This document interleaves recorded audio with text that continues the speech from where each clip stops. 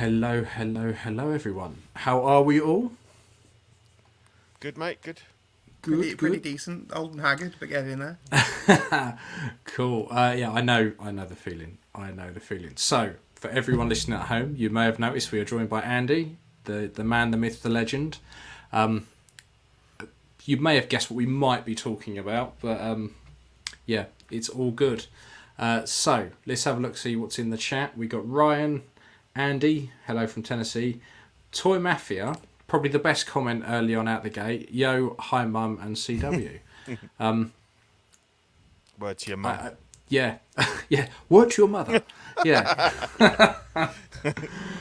So look, I think we should get cracked right on, and let's just go straight into the wonderful world of Andy, because I'm so super excited about these. It's ridiculous.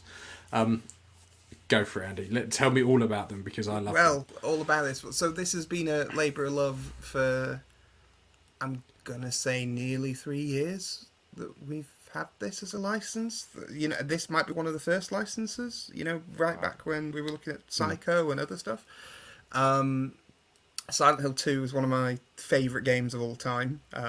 It and Resident Evil 2 and Metal Gear Solid are like my definitive top three, Holy Trinity sort of thing. And Resident Evil's very much if you're the Dawn of the Dead type person, and Silent Hill is if you're the Jacob's Ladder type person. And Yep. luckily for me, I'm both of those crazy people, so that's fine. And so there hasn't been an official 1/6 figure release of these characters, and now there is.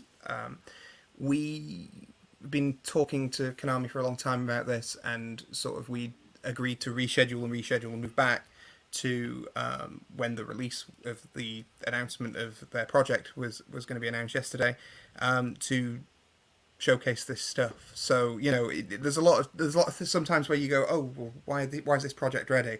It's because there is always a lot of chopping and changing and things like that.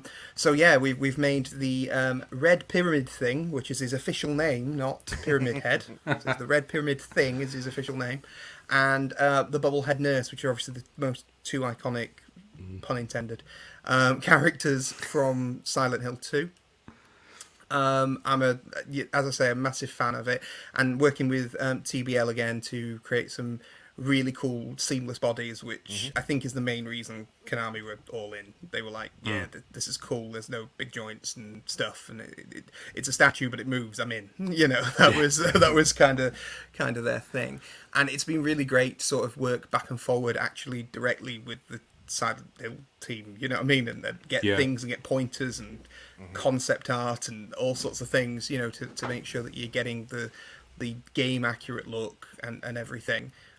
So yeah, it's been an absolute privilege to work on it, and these two guys are up for pre-order now on Iconic Studios and all your other retailers like Sideshow, Good Bad and Robots in the UK, 1/6 Kit, all those guys, and a million other people I'm not mentioning.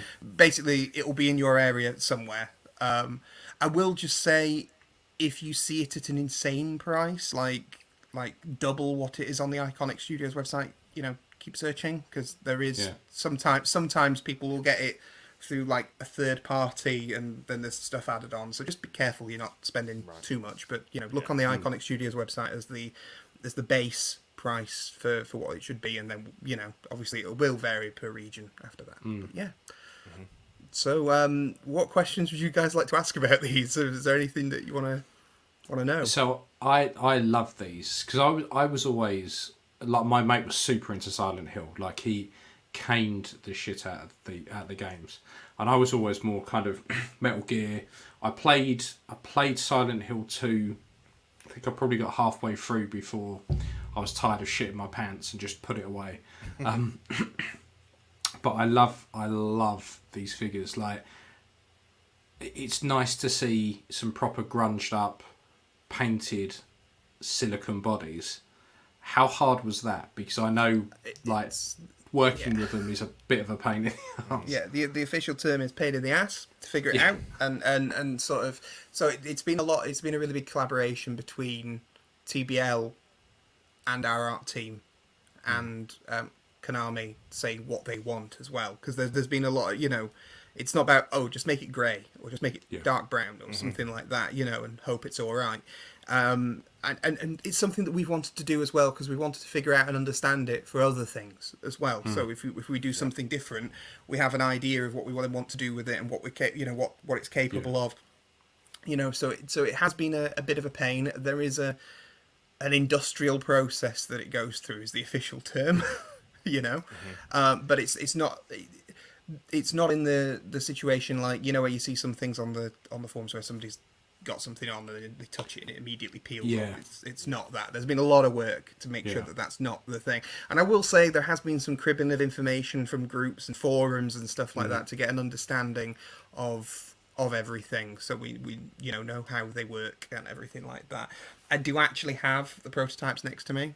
So just to give you an idea, please bear in mind I am in a horribly lit room with like blown out lighting, but I just want to give you an idea of like the grungy, grimy look of them. Yeah, the weathering is amazing. Absolutely. Really... Now, something we've had to put as a disclaimer on the site and on the page is that these are all going to be hand painted weathered. Yep. So the one that you buy is unique. It's a one-off. Yeah. You know, they're not. We're not printing the clothing, so it's not. It's it's going to be like that really mucky, grimy, real feel, sort of. You know, for that. So that's Pyramid Head. I do have. I say pyramid. Red pyramid thing. Keep taking it back. We do also have the lovely bubblehead nurse, which you can see. The nurse is absolutely. I think the nurse is by far my favourite. Like, it's they're great. Just so iconic. To buy 2 or 3, isn't it? And there was a lot of debate over the hands actually, because obviously a lot of people don't realise. Just popping these off. A lot of people don't realise that their fingers are really sort of bound together. Yeah. Oh, right. Yeah. Cool. And sort of like the pinky's a little bit exposed, and then you got your pointing finger and everything like that. So there's a definite look to them. You know, very very sort of. You know, designed, and it's the same with the feet. So we've done the same thing that we've done with Ryu, where the feet are separate. Yeah. And there is sort of the bent foot and the straight foot, because like they're the pack shots, but in reality you're not going to have Nurse stood like that. You're going to have her with her legs all contorted or being dragged by Pyramid Head or something like that.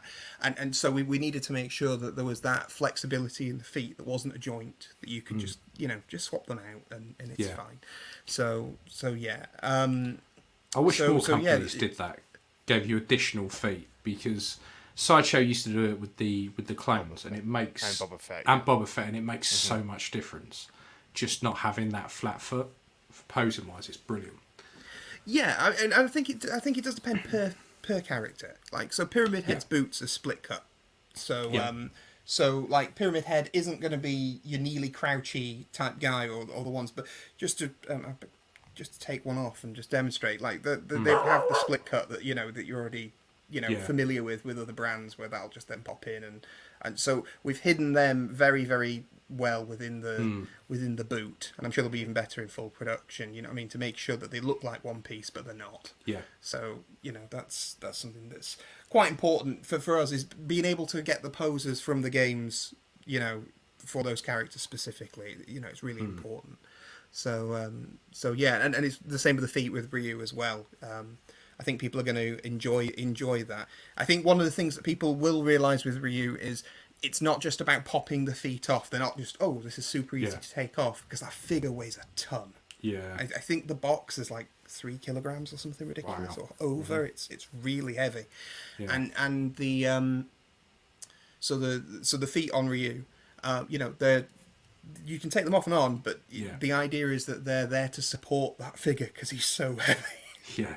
Even in comparison to Pyramid Head, the weight, the mass of that character is just huge. Cool. So are these, obviously, the weathering and the paintings bespoke, are these brand new bodies, or are they kind of based on some existing TV League bodies? So there is little tweaks that have been done, because obviously for legal reasons there's no genitalia or whatever. Sorry guys. That's all these people cancelling their pre-orders now. I'm out. Click. So you know, there is elements of things that have been changed. The nurse is based on one of their existing female bodies, but has been developed for other bits.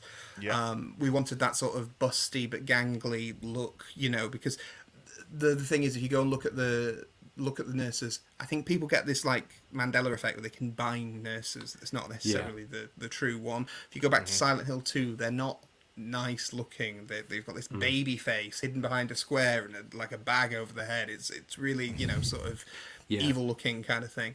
You know, so we needed that awkward stature for her, and I think it really ticks those boxes.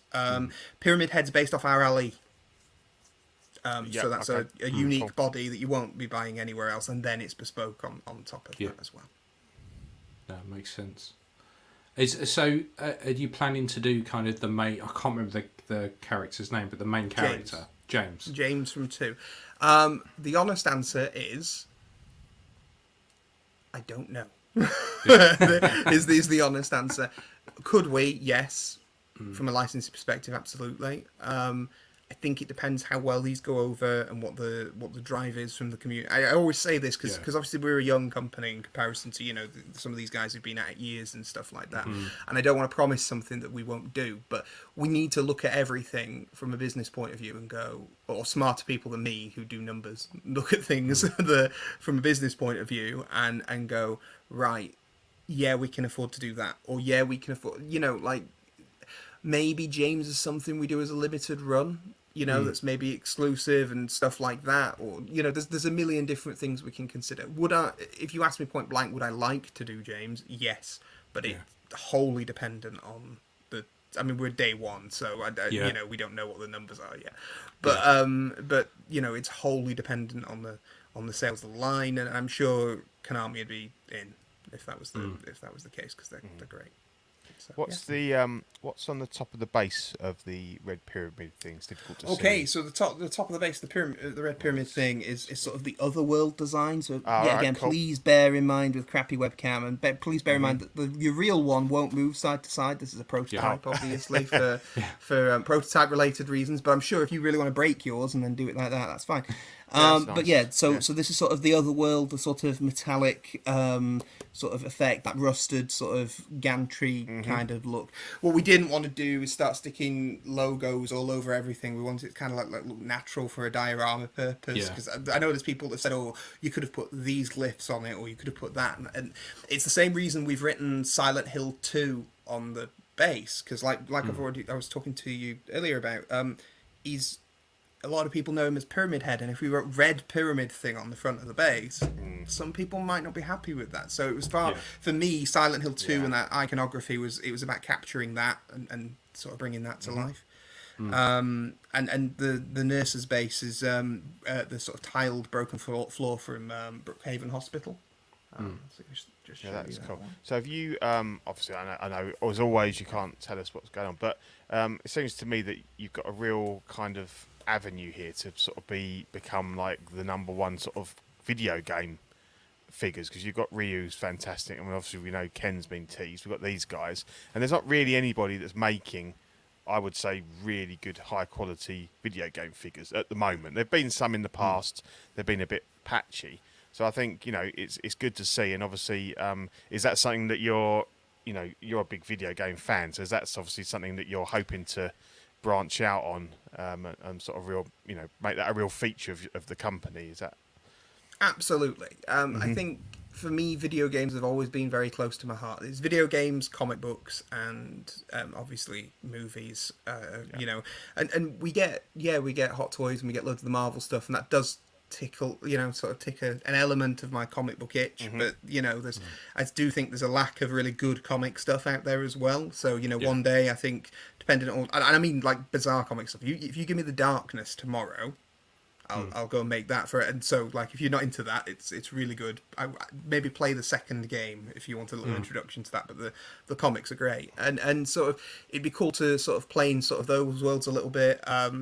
Video games is very much going to be, I think, our bread and butter, and classic movies. There is a license that's in the future that is that's all locked down and everything that very much scratches a classic movie itch for me as well. So it's about, it's about doing the stuff that isn't being done, and that's no shade at any other companies that are, you know, maybe doing the same stuff or repeating stuff. You know, absolutely hats off to you if you're doing well and it's selling and everything like that. Cool. I kind of want different things in my collection personally. We have a stuff that- Midnight Resistance with all the swappable guns and things like that. Was that Capcom? Midnight Resistance. Pick Do you a know weapon. what? I You got to have the a end of the horrible level. feeling that when I played Midnight Resistance, I think I played a horrible C-64 version of Right, that. Like, okay. if it was so, you're proper digging deep if that's the case. It's a great I mean, game. like things I'd love to do, like from Capcom. You know, I'd kill for a Frank West from Dead Rising. I don't know how many people are a massive, but I just think that would be great, and the silly accessories that you could have. You know, there's a load of Sega stuff I'd love. There's lots. There's a wealth of stuff. There's a, you know, and I think, Naughty Dog. I think. Sorry, Naughty Dog. They got some good. Naughty some good Dog stuff. Yeah, licenses. Uncharted. I look. As a person who owns the sideshow Nathan Drake, Yeah, it's all good until you get to here. Yeah, great. I didn't buy a third party head on this, but no. The look, there's lots of stuff I'd like to do, licensed and sort of being able to bring that to the market officially. I think that's really important. I think part of the reason that some people said, "Oh, the Silent Hill figures look CGI." I've just shown you that they're not. you know. Yeah. And that the whole point is they look on point because the game creators have been involved. The thing I didn't realize is how much when you're working with licensed properties, that if the company is really on board, they're really invested in getting it right. And certain companies want things to look a certain way and perform a certain way and won't give you a green light unless it does. There's other companies that don't care. There is companies out there like that, but that's why Ryu's like it is, because you know that whole conversation with Capcom was, let's get it right. You know, can you tweak this? Can you change that? You know, some people have seen the preview photos of Ken and they've gone, oh, well, why doesn't it have this, or why isn't this color this? And the simple answer is because the licensor said so, and I'm sure they have a reason. Even if it's not canonical or not game accurate or whatever, if they're asking for it to be done, obviously it's our duty to sort of make sure that box is ticked. And I think there was elements, for example, of Silent Hill with Pyramid Head, where if you're like really super into it, the PS2 version looks like he has MC Hammer baggy pants, is the best way of describing it. Right. And as doesn't, has more of a modern design that was, sort of maybe a little bit Dead by Daylight, but also looks like it's going to be in the new game. And I think that was very much shepherded by that was very much them saying, we want this, but we're not showing you any other projects that are coming out, but we're telling you we want it to look like this very specifically. And I think that's clear, so we can make sure it, sort of ticks that box, as it were. So is that what that was the announcement? They announced a new game, have they? Yeah, so they've announced several games, but the big one's the Silent Hill 2 remake. So we literally launched our figures on their stream for their And now, obviously that was a coordinated kind of reveal. it was somewhat coordinated. They did manage to get our name wrong, but we won't hold that against them. Our picture was on the screen. But look, internationally, when you're dealing with things, and sometimes, and stuff like that, things go a little bit awry, and we weren't necessarily allowed to see that stream because it was very, very locked down. But those pictures are up there, and it was a bit of a proud moment of mine to see one of my favourite games of all time getting remade with a picture of something I've been working on for years. It's great. Yeah, It's cool. As I say, it is the one genre figure where you actually want it to look like a CGI render, because that's screen accurate. Yeah, and that's the thing. That's the thing with the action figure side of things. And the problem is with action figures and video games is everybody has their own favourite version of that Playing with character. Ryu now. Yeah, playing with actual Ryu. There you go. Nice. He's gorgeous. Finished so good. Ryu is just so cool. I love him so much. But yeah, it's so many people have said, oh well, it's pity you didn't have brown hair Ryu and brown gloves from Street Fighter 2, and I'm like, I'd love to do that. But that isn't the license we've got. We've got 5 right now, or at least we're working on 5 that we, publicly. But it doesn't mean because quite often companies won't necessarily go, oh, they might sort of, how can I put it? archive a character or archive. Yeah. I'm just watching Ryu fall over in the background. Sorry about that.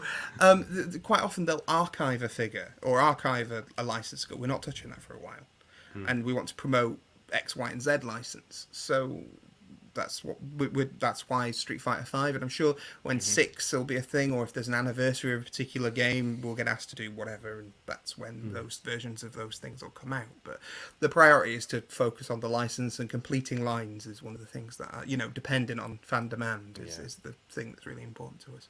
And obviously it's a difficult one, isn't it? Because obviously with Street Fighter 5, obviously what you see on screen is pretty much the same as what you see in the figure. But if you were to go back to Street Fighter 2, obviously what you see on screen is a very low res pixelated, so you're going to have to, there's a certain amount of artistic license involved then, isn't there? If you go back too far, like with Metal Gear Solid, the first one, it's very blocky and so yeah, and I think that also becomes about taking different reference from different things that because obviously Silent Hill 2, we weren't necessarily privy to what the new stuff that they were working on. Yeah. So there's a lot of things where you're looking at a polygonal PS2 character, and then concept art, and working out what the bridge is in between. Where does the concept art stop, and where does the actual design of the character? And that's where, when you're working with a company who's really into it and got like an art team who's fully invested, they can give you, this looks this way because of this reason. Yeah. And this is the lore behind why it looks like that. And those things are really cool when you can get into those conversations with people. So I'm thinking of some of the like video game art and the concept art for, say, stuff like Metal Gear. Like when you look at the concept art for Metal Gear 2, Metal Gear Solid, it is very kind of saturated, and it's very busy. There's a hell of a lot going on. So being able to, you like you say, you've either got the pixelated on-screen version where you're like, I think that's a pouch. I'm not sure. And then you've got the wonderful watercolor. Two-tone. It's all kind of bleeding in, and you're like, and that it was the same with Silent Hill. It was the same with Silent Hill, and it's the same with a number of other games. One of the things that we're very proud of with the Ryu box for that, and I know I keep jumping between the figures, so I'm sorry because I know you've got another slide. That's all right. But with the Ryu box, it was very much about making sure that we got something that was kind of appropriate to the character, and we could use key art, but then it would end off with certain characters in certain costumes not having art, and then did we just take a screenshot of the character from the game? So one of the things that we worked really hard with was working with Capcom in Japan to make sure that we could do our own art for it and have it greenlit. And Hugo, brilliant artist Hugo painted this guy, and he's beautiful. And the rest of our team, Max and Alexia and everything, they did some brilliant work. So we got like the one player, two player. Cool. He's a big box, and then you've got obviously. Well, if you go and watch the video, because it's a bit hard to do it on the little webcam, but this opens up to be this like massive display diorama sort of thing with the whole stage in the background. It's a really good idea. I like the wraparound. Yeah. Yeah, I mean, there's other companies that have done it before. I can't, I have stolen ideas, but it was very much around. It was like, if we could do one Ryu figure, and that was the only Street Fighter figure we were ever going to do ever, what would we include and why? And that was one of the things. We're like, I want the stage, and that very much. I suppose that's a really good way to kind of approach stuff. Is go, if this was the very last one, we're never going to make any more. What would I want? And I think treating it like that gives you so much more. You could just get so much more out of it, because I suppose in the back of your head you're not like going, well, actually we can save this for the next one. It's okay, we're going to go all in. If this all stops tomorrow, this is what I want out of it. And I think that really shows, like in Ryu, because it's just so good. Yeah, I appreciate that, man. I think I mean that sort of ticks off a little box with the Elvis as well, because like because that was a weird one, because we did two versions of that figure. Because the people remember the white jumpsuit, but they think quiffed hair, and those two things don't coexist. Right. It's puffy hair and white jumpsuit, and quiffed hair's earlier Elvis. So it was like, well, let's do both of them, and and it was like, then there was this internal debate of, well, that Elvis never appeared in colour, so we'll do it black and white. And that'll be a nice piece to send off that, and so on and so forth. So it is very much about doing, a definitive version of whatever we want to do, rather than trying to go, oh, we're going to piecemeal this out and do 3 or 4 or 5 different versions. And I'm not saying that we won't do different versions of figures, but the idea is to treat it like there's one version, and then if we make something separate, it will be a separate thing, and kind of treating it from the ground up again. Yeah, because I suppose with some stuff, like if I think of Silent Hill, these are the first 2 things that come to mind. If I think of Street Fighter, Ryu and Ken.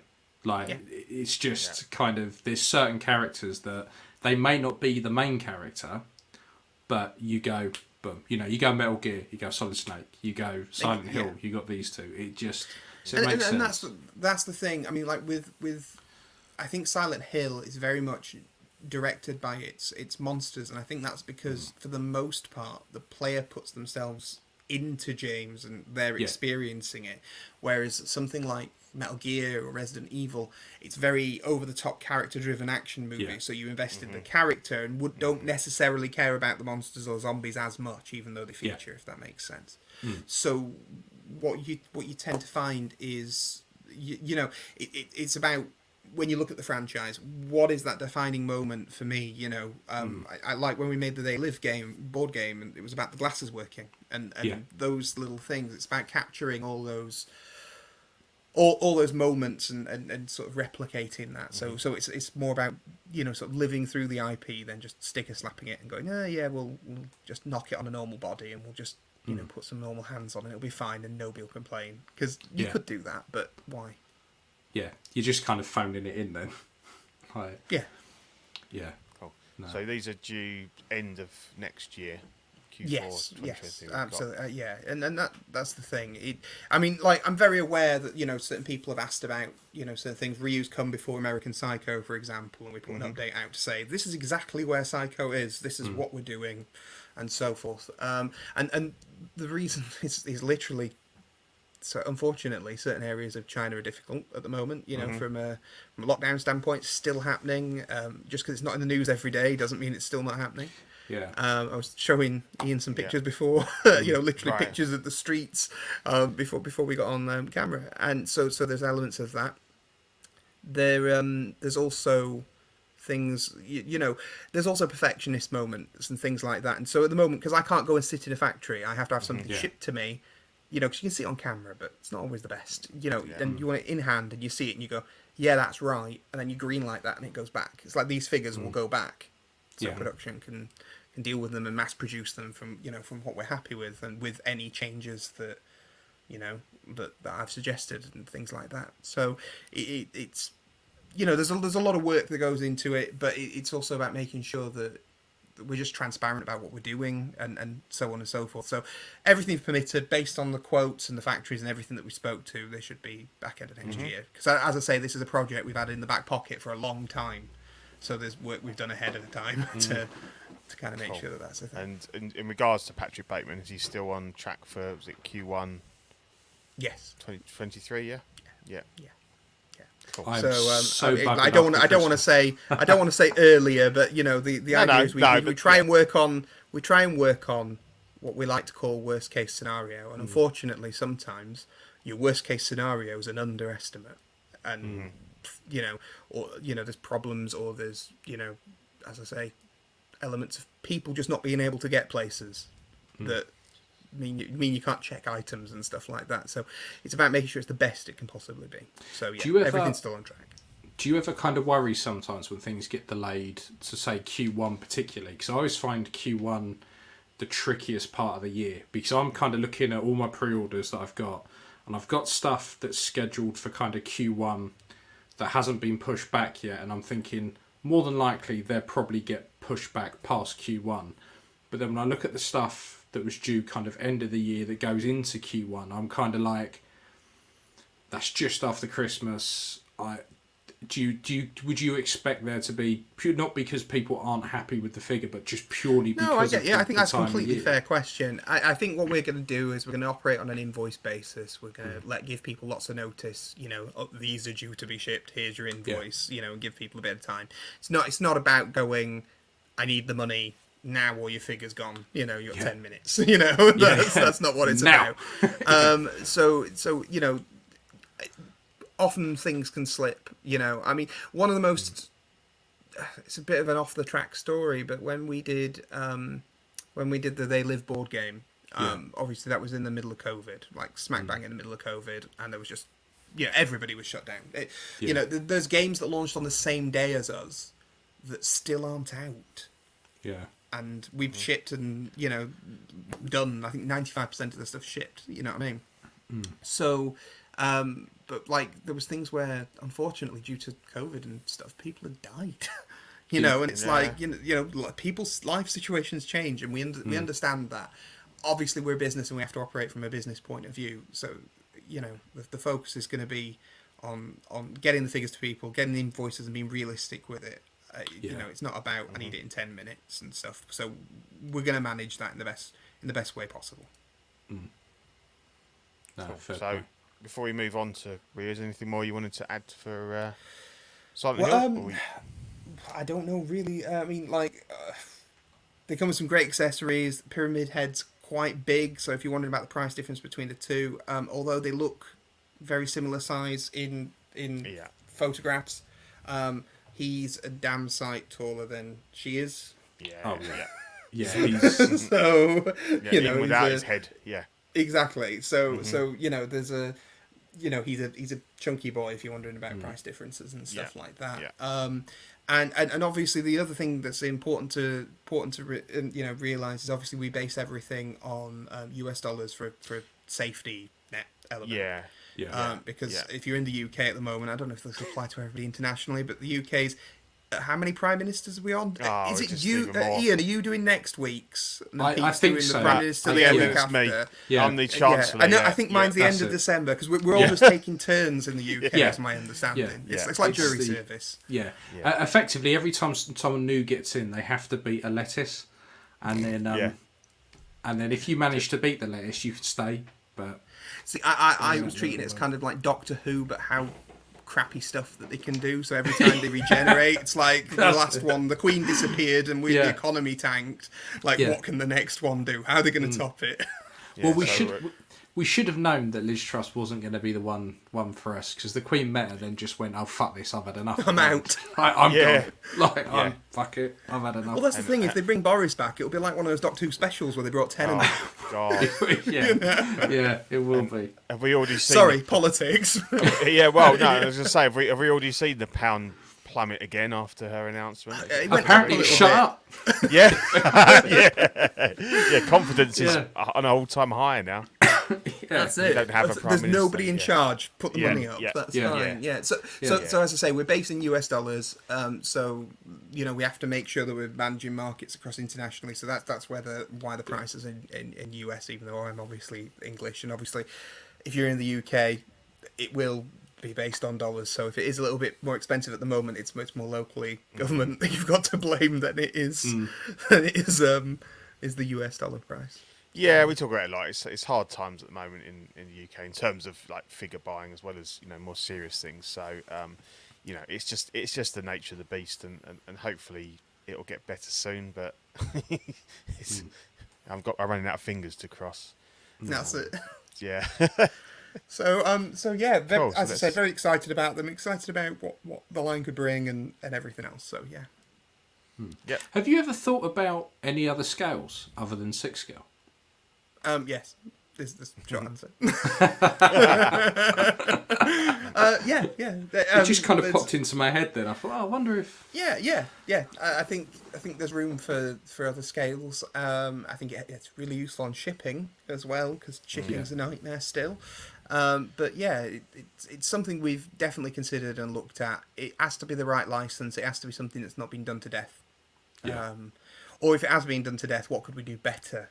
That's not just adding to the pile of existing. That's the big question. Like you said earlier, treat it like you're doing one, and what would be better about it. Yeah, because I suppose that's the good thing about the 6 scale stuff at the moment, is that actually we're very kind of devoid of decent video game stuff, and there's odd kits here and there, and there ain't a great deal. But I suppose when you shrink it down to say 1/12, it's just a sea of video game stuff. There seems to be quite a lot more of the smaller scale stuff, and I think about fig arts and all of that kind of stuff. Yeah, there's a lot of like Street Fighter and stuff like that. So Yeah, I mean, would you be sort of aiming more at the higher end kind of Mezco kind of thing with mixed? If we did that, I think that would probably be the thing we looked at, unless, because as I said, the higher end stuff is obviously more bespoke. You know, the lower end stuff is you're in the Hasbro sort of realm, and there's a difference between taking on a multi-billion-dollar corporation and having a go at it. I think the thing that you've got to remember, and this is one thing I will commend Mezco with, like, infinitely, is that unless you're doing absolutely masses of units, if you go down to like basic, this is 1,000 units, for example. The costs between doing it in 1/6 and 1/12 are negligible. Like it's like pennies in difference. Yeah. It's only if you start going, oh right, well, because it's 1/12 or because it's 3.5 inch or whatever, and we're doing 10,000 or 20,000 units. It's the mass thing that sort of changes the amount. So that's something I'm always very conscious of with things like Mezco, where I look at them and go, well done. Because they've really carved a market for themselves, and that's the other thing. Like, as I say, if we were to do something like that, it's about how much better would it be better, or would it be something that can go with, or whatever. You've got to look at it from a business point of view before you get involved in anything like that. So yeah, but Ryu, very proud to, what's really good is I went back and watched the prototype video that I did of it, and then watched the final version, and there's not much in it. Really, from beginning to end, there's really not much in it. There's no holes in the feet like there was on the proto. That's the main difference. There's so many messages about, is there going to be holes in the feet on the real one? No, they're 3D printed. It's for testing. Right. But okay. yeah. So I'm very proud, and this idea with the photo shoot here, all these photos were taken on my 3-year-old Pixel 4. Yeah, wow. The little footnotes say that on the bottom. Yeah. So you'll notice, like, for example, there's a really washed out one with the background there. And the idea is that I wanted to do a series of photos that were just like either in the portrait mode or the standard camera mode. Yeah. That just showed what it was really like rather than... Yeah, no fancy lighting and fancy. So just, you take a snap of the figure, it should look like that. Yeah. So, yeah. I mean, I'm amazed by the lack of drop off, because normally, you like you say, you look at a prototype and you go, that looks fantastic. I'm fully expecting kind of a 10-20% drop off, where it's not quite going to look. It's not quite going to look that, but this is pretty much spot on to what you showed us like a year ago. Like it's like if I was into Street Fighter, and this is making me want to get into Street Fighter. If I was into Street Fighter, I would not be disappointed if I'd pre-ordered this in the slightest. I wouldn't, and it's quite for me to turn around and say there's nothing there that I would tweak, that I would get and go, I'm going to repaint this, or I'm going to piss about with this, or I'm going to do that. Like that's like the highest praise. That's the highest praise, because I can't get something and not fuck about with it. But this would be straight out the box on the shelf. I'm done and sorted. Don't need to do anything. Yeah, and I suppose part of that, Andy, is it's. I mean, it's a bit of a hot topic at the moment with the Black Widow that came out, which we're going to talk about later in the show, and obviously the speculation on the InArt stuff as well. But obviously, I suppose with a computer character, you've got a little bit more leeway, haven't you? In terms of, you could probably lose 5 or 10% maybe in the likeness, in the sharpness, and you wouldn't see it in the same way that like a Hot Toys with the So I suppose the good thing is you correct me if I'm wrong, but there might be a slightly larger sort of margin of error there, whereas with the real life, human sculpt. I think there is I absolutely think there's an element of that, and obviously it's been painted to be a video game sculpt, and stuff like that. And I also think human sculpts are really tricky in the sense that there's certain things that you have to exaggerate. There's also the other thing that they might not have factored in. The prototype could have gone through, and the likeness people or Scarlett Johansson's agent or whatever goes, I don't want that. I want the lips fuller, or I want them less full, or I want the cheekbones changed like this. And you've got the choice of, do I scrap the figure or do I let it go?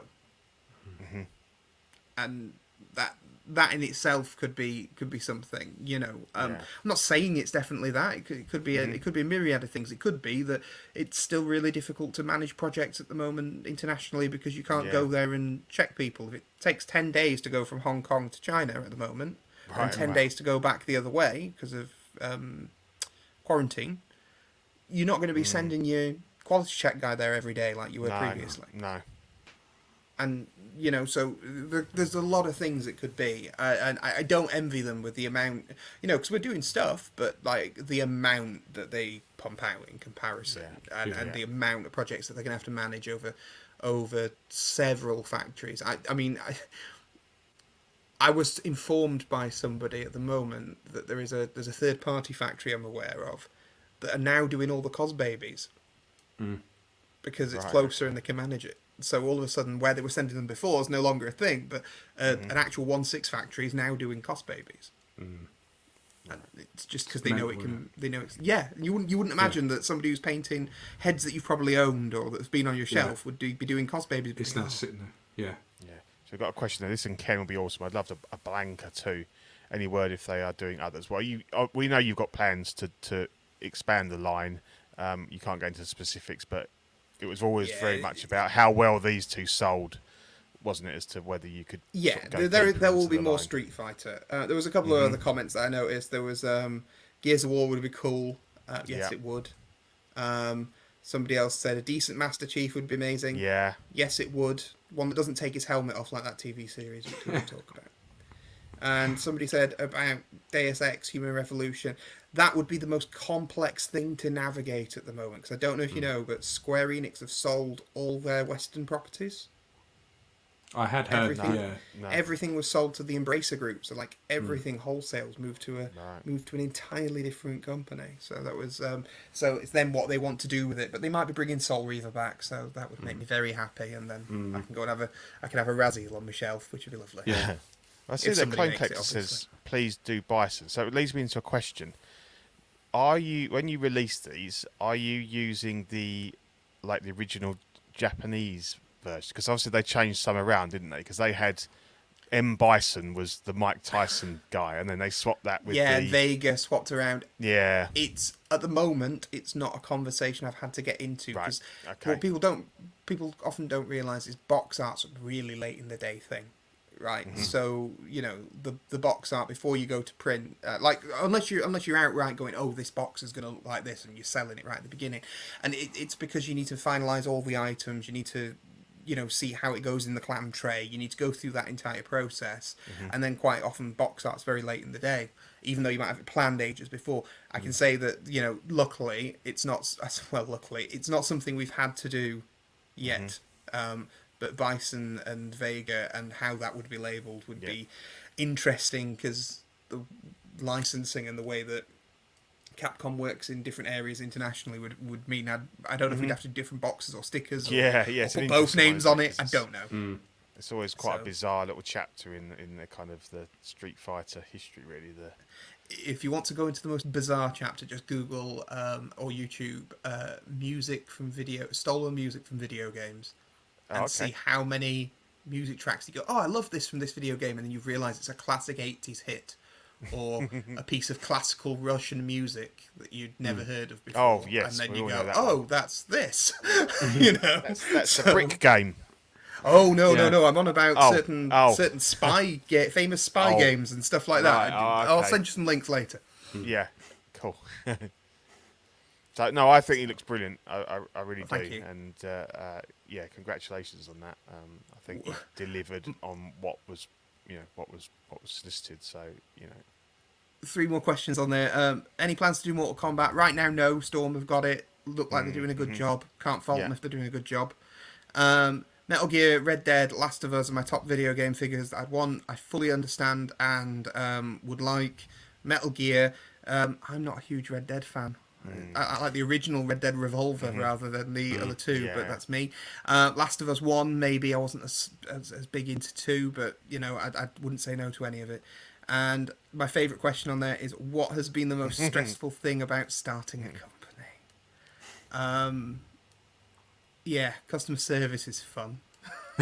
I love everybody that asks questions and that does stuff, and I don't ever think anything bad of anybody. But there's sometimes you get a question, you're like, really? Really? You're asking that? At 4:00 in the morning, and I've not replied to you for 5 minutes. Yeah. You sent me another email at 4:00 in the morning. Okay. Yep. Another one asking whether Ryu comes with a penis. Yeah. It's things like there's things where you just go, really? Okay. Yeah. So I actually have been asked if that happened, and we were like, no. Where would we get the concept art? I'm sure there's plenty of internet sites for that. The other thing is the dealing with the company side of it. When you're dealing with factories and stuff like that, because everybody, nobody has got an intention to do something badly. Nobody sets out and goes, I'm going to half-ass this and it'll be fine. Yeah. But from both sides, everybody wants the most cost-effective but the most positive thing in the best thing in the world. It's about meeting that expectation and doing that. And sometimes that also affects price. I'd like to do stuff dirt cheap. I'd love every figure to be 50 quid if I could. Yeah. But you've got to factor, how much does that cost to ship? How much are taxes going to be? How much is the production going to cost on that?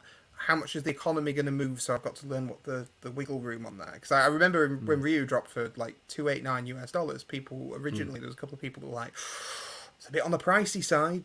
Most Hot Toys are $250, and now Hot Toys and other things are like $350. And everybody's like, oh, Ryu's such a good deal. And it's like, no, we were just at the point where we worked out what that trajectory was going to be, so we were safe on that. And it's the same with Silent Hill, is we've got to make sure that prices are in a realistic place, so when that figure comes out in a year, that we're not gonna losing money hand over fist and then shut those doors. It's about that. It's about that balance and that equilibrium. So yeah, there's the answer to that stressful thing. Money, taxes, shipping. Shipping's no fun, and customer service. Those are the things. Cool. So in terms of Rio, obviously, he's am I correct in saying he's your first full figure release? After the Ali bust, yes, that's correct. He's the first full figure, and he'll be releasing before the end of the year. Cool. That's what I've been told. That's what all the ship stuff. That's what I'm hoping very, very soon I can send those invoices out to people and go, yours is in the factory in 2 weeks, because that's kind of what we want to be working on. Is yours will be on the ready to go in 2 weeks? Can you get that paid? Cheers. And that's sort of the opera. And that's so in terms of Ryu, is he still readily available? You've still got so we don't reissue stuff, so readily available is defined by who's still got it. We mark ourselves as sold out when we've taken his initial pre-order wave. We have opened a wait list on the site, and that goes for all figures. Basically because if somebody life situations change and somebody does drop out, I don't want to then go, oh, this figure's back, because if I put it back online as, oh, this figure's now available for order, everybody goes, you're a liar, Andy. You said these things were sold out, and now they're not sold out. What we want to be able to do is go, right, you've registered, we're going to go down that list, first come, first serve, and go, right, you said you wanted this, do you want it? Get it paid, if not, great, and work that way. And I think that's just, the fair way of doing it. I agree. Is how we're going to operate it. So readily available, I wouldn't say so. I've had retailers come back to me to ask if they can have additional orders, and I've had to say no. So I don't think production run is unless a retailer has bought 10 extra or something like that, and they've got them. I mean, there's one website, I'm not going to name them, but I saw them they've got them listed for like £460. I mean, I think the aftermarket is going to go big on this, because I think probably a lot of people were holding back because they weren't sure. You hadn't put out a figure and everything, and now they've seen this. They were like, I want it, and there aren't any, and he's going to go batshit on the secondary market. It's not even just for the body. well, there is that absolutely, and it's not about FOMO. Because I think some people will come and go, oh, it's the fear of missing out thing. It's not that. It's about the value as a collector. It's about knowing that something isn't going to be reissued next week, because we feel like it. That's the important thing for me as a collector, is that if something's a collector's edition, I mean, I don't want to get to the point where we're doing numbering stuff, because I think because one, I have to send some guy, I have to pay a guy to go down the line and go 1, 2, and then two people have 3. Two people have you 3 got on double. it, and then they argue about it and the authenticity of it, because some guys lost count halfway down a line and doing thousands of them, you know. And so I don't want to get into the point of numbered stuff unless we do a specific, you know, very small run or something where we're like, this needs to be and you don't want to force, number 1 to be worth 3 times what number 50 is and stuff like that. It gets ridiculous. Exactly. It gets silly. I want to keep it as customer friendly as I can, but I also think that's about looking after that investment of buying the figure and protecting that. You bought it in a pre-order window. If we've got some spare at the end, we'll sell the spare at the end. But that's the run. That's what we did, and that's the aim of what we're planning to do going forward. And it'll be the same with Psycho, and it's the same with Ali and Elvis, and will be the same with Silent Hill and everything else going forward. And what I can see, train down a track sort of thoughts here, is that when that Silent Hill game drops, every man and his dog is going to hunt those 2 figures down. Because they're like, I've got that game. Oh my god! And there's statues out there, but there's actual action figures, and then they're going to go and find them. And then that one website's got them for 450 quid each. And there we go. I'm disappointed that you're not going to say, right, we've got 5 of these reels left. I'm gonna put them online at 12 o'clock. And then just for a laugh, just put them on there at 11:59 and screw everyone over, and then we've got pages and pages and pages of. I'm not. Raider Jones. No pressure. Yeah, exactly, and that is perfectly understandable that you to do the wait list, because you just avoid all of that controversy and that grief, and it makes so much more sense. Crying into their tea, and I mean, don't get me wrong, if we exceeded the wait list and then we had some spare, I'd probably put a post out that says, hey, we've got these, and first come, first serve, or whatever. But I think in general, it's the safest, fairest method of doing it. First come, first serve, we'll manage that, and that's fine. But if a retailer does decide to buy some additional and then jack the price at the other side of it, that's not something we'll do as a company, full stop. But I can't stop that, you know what I mean? So they've bought them in the same way that you would pre-order figures. They've gone, we want to order 26 or whatever, I can't control it after it leaves us. So once it's out your hands, it's out your hands. It would be like Ford telling me I can't sell my car for X amount of money. Like, it don't work like that. No word of a lie. At the beginning of COVID, my missus sold her car for more than she bought it for, because they were that. There was no new cars or anything at the time. So. Yeah, my dad said exactly the same thing the other day. He said he walked past the garage, and the car that he bought before COVID, that he's got sitting on his drive, exactly the same, is like double the price he paid for it. And he's like, do I need a car? I don't think I do. But yeah, it's insane at the moment. Absolutely insane. But yeah. Brilliant. Yeah, well, that's Ali Bust is the only thing my partner allows to have on display in the living room. Well, that is super cool. I was going to say, that is high praise. Yeah, absolutely. I'll take that.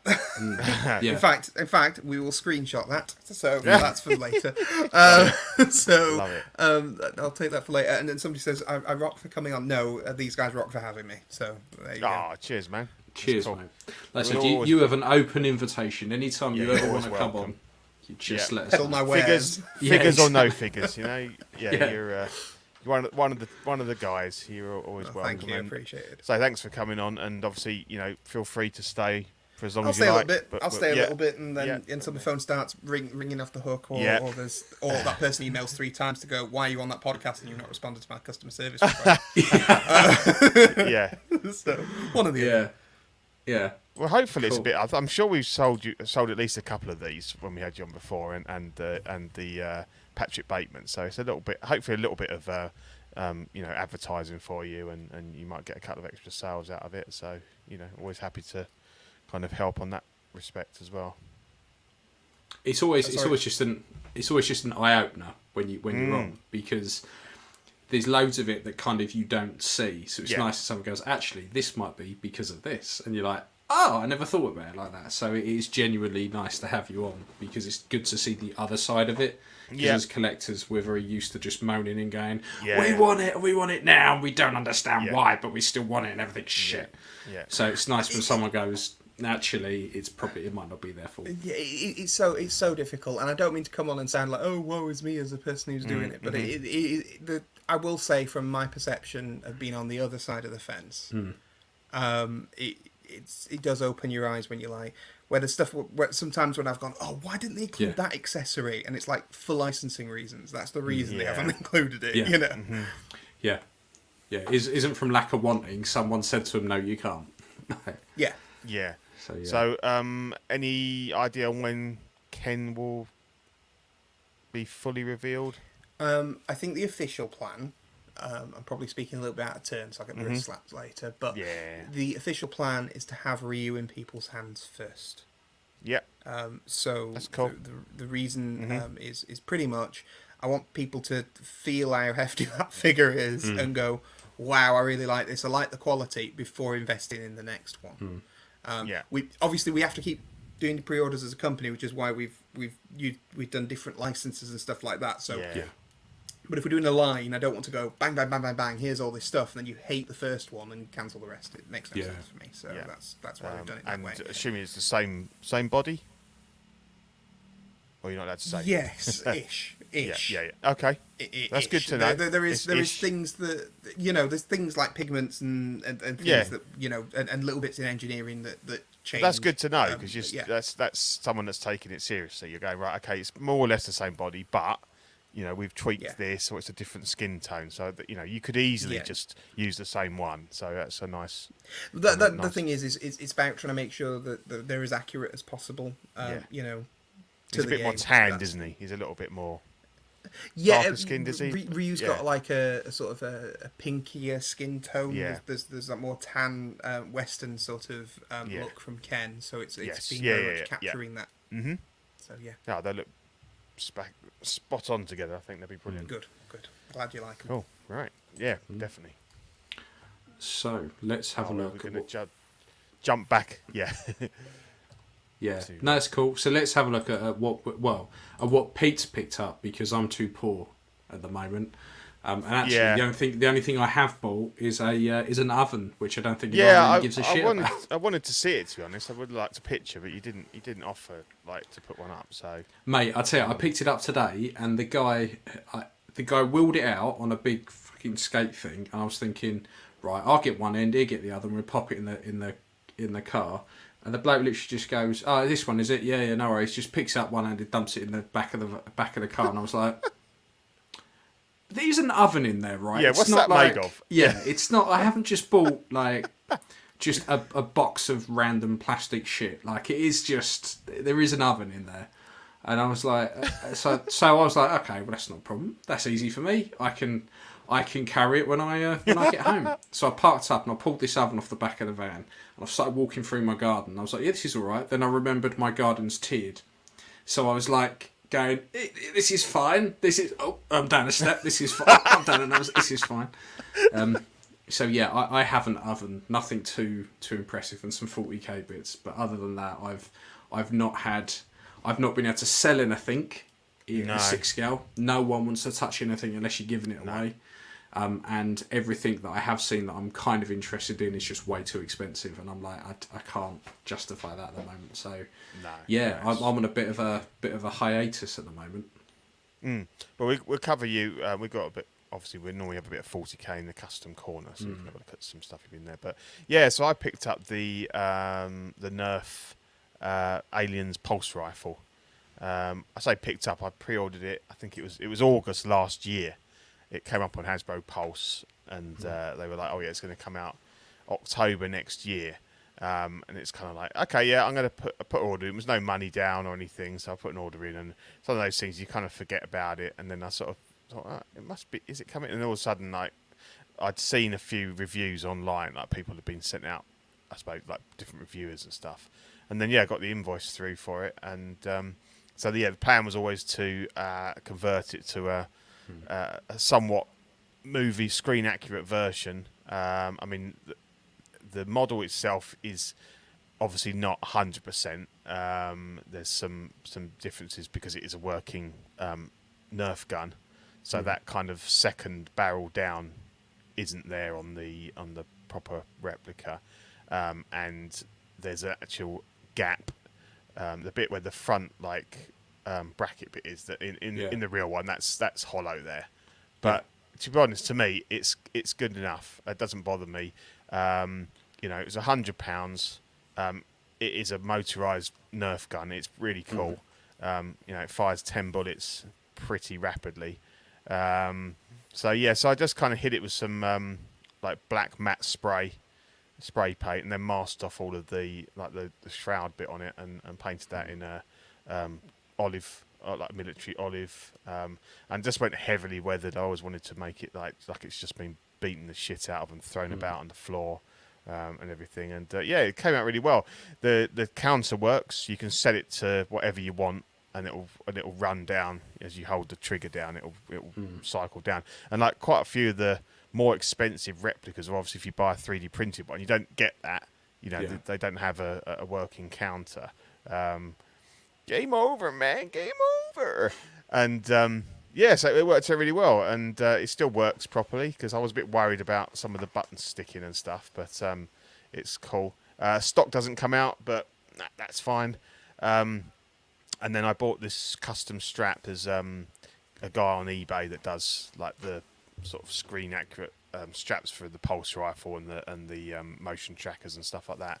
So I bought one of those, and it doesn't come with any mountings, but I found I had like a couple of picture hooks, so I just closed them up to a ring with a pair of pliers, drilled a little pilot hole, screwed those into the underside, and then it just clips on. It's lovely, love it. So it's spot on, mate.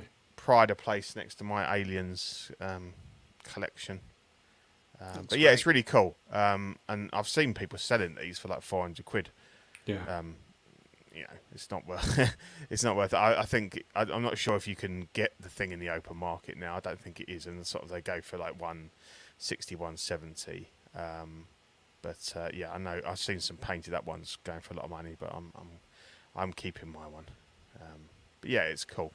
I've always wanted one. I didn't want to pay the big bucks for for a proper one. So really happy with that.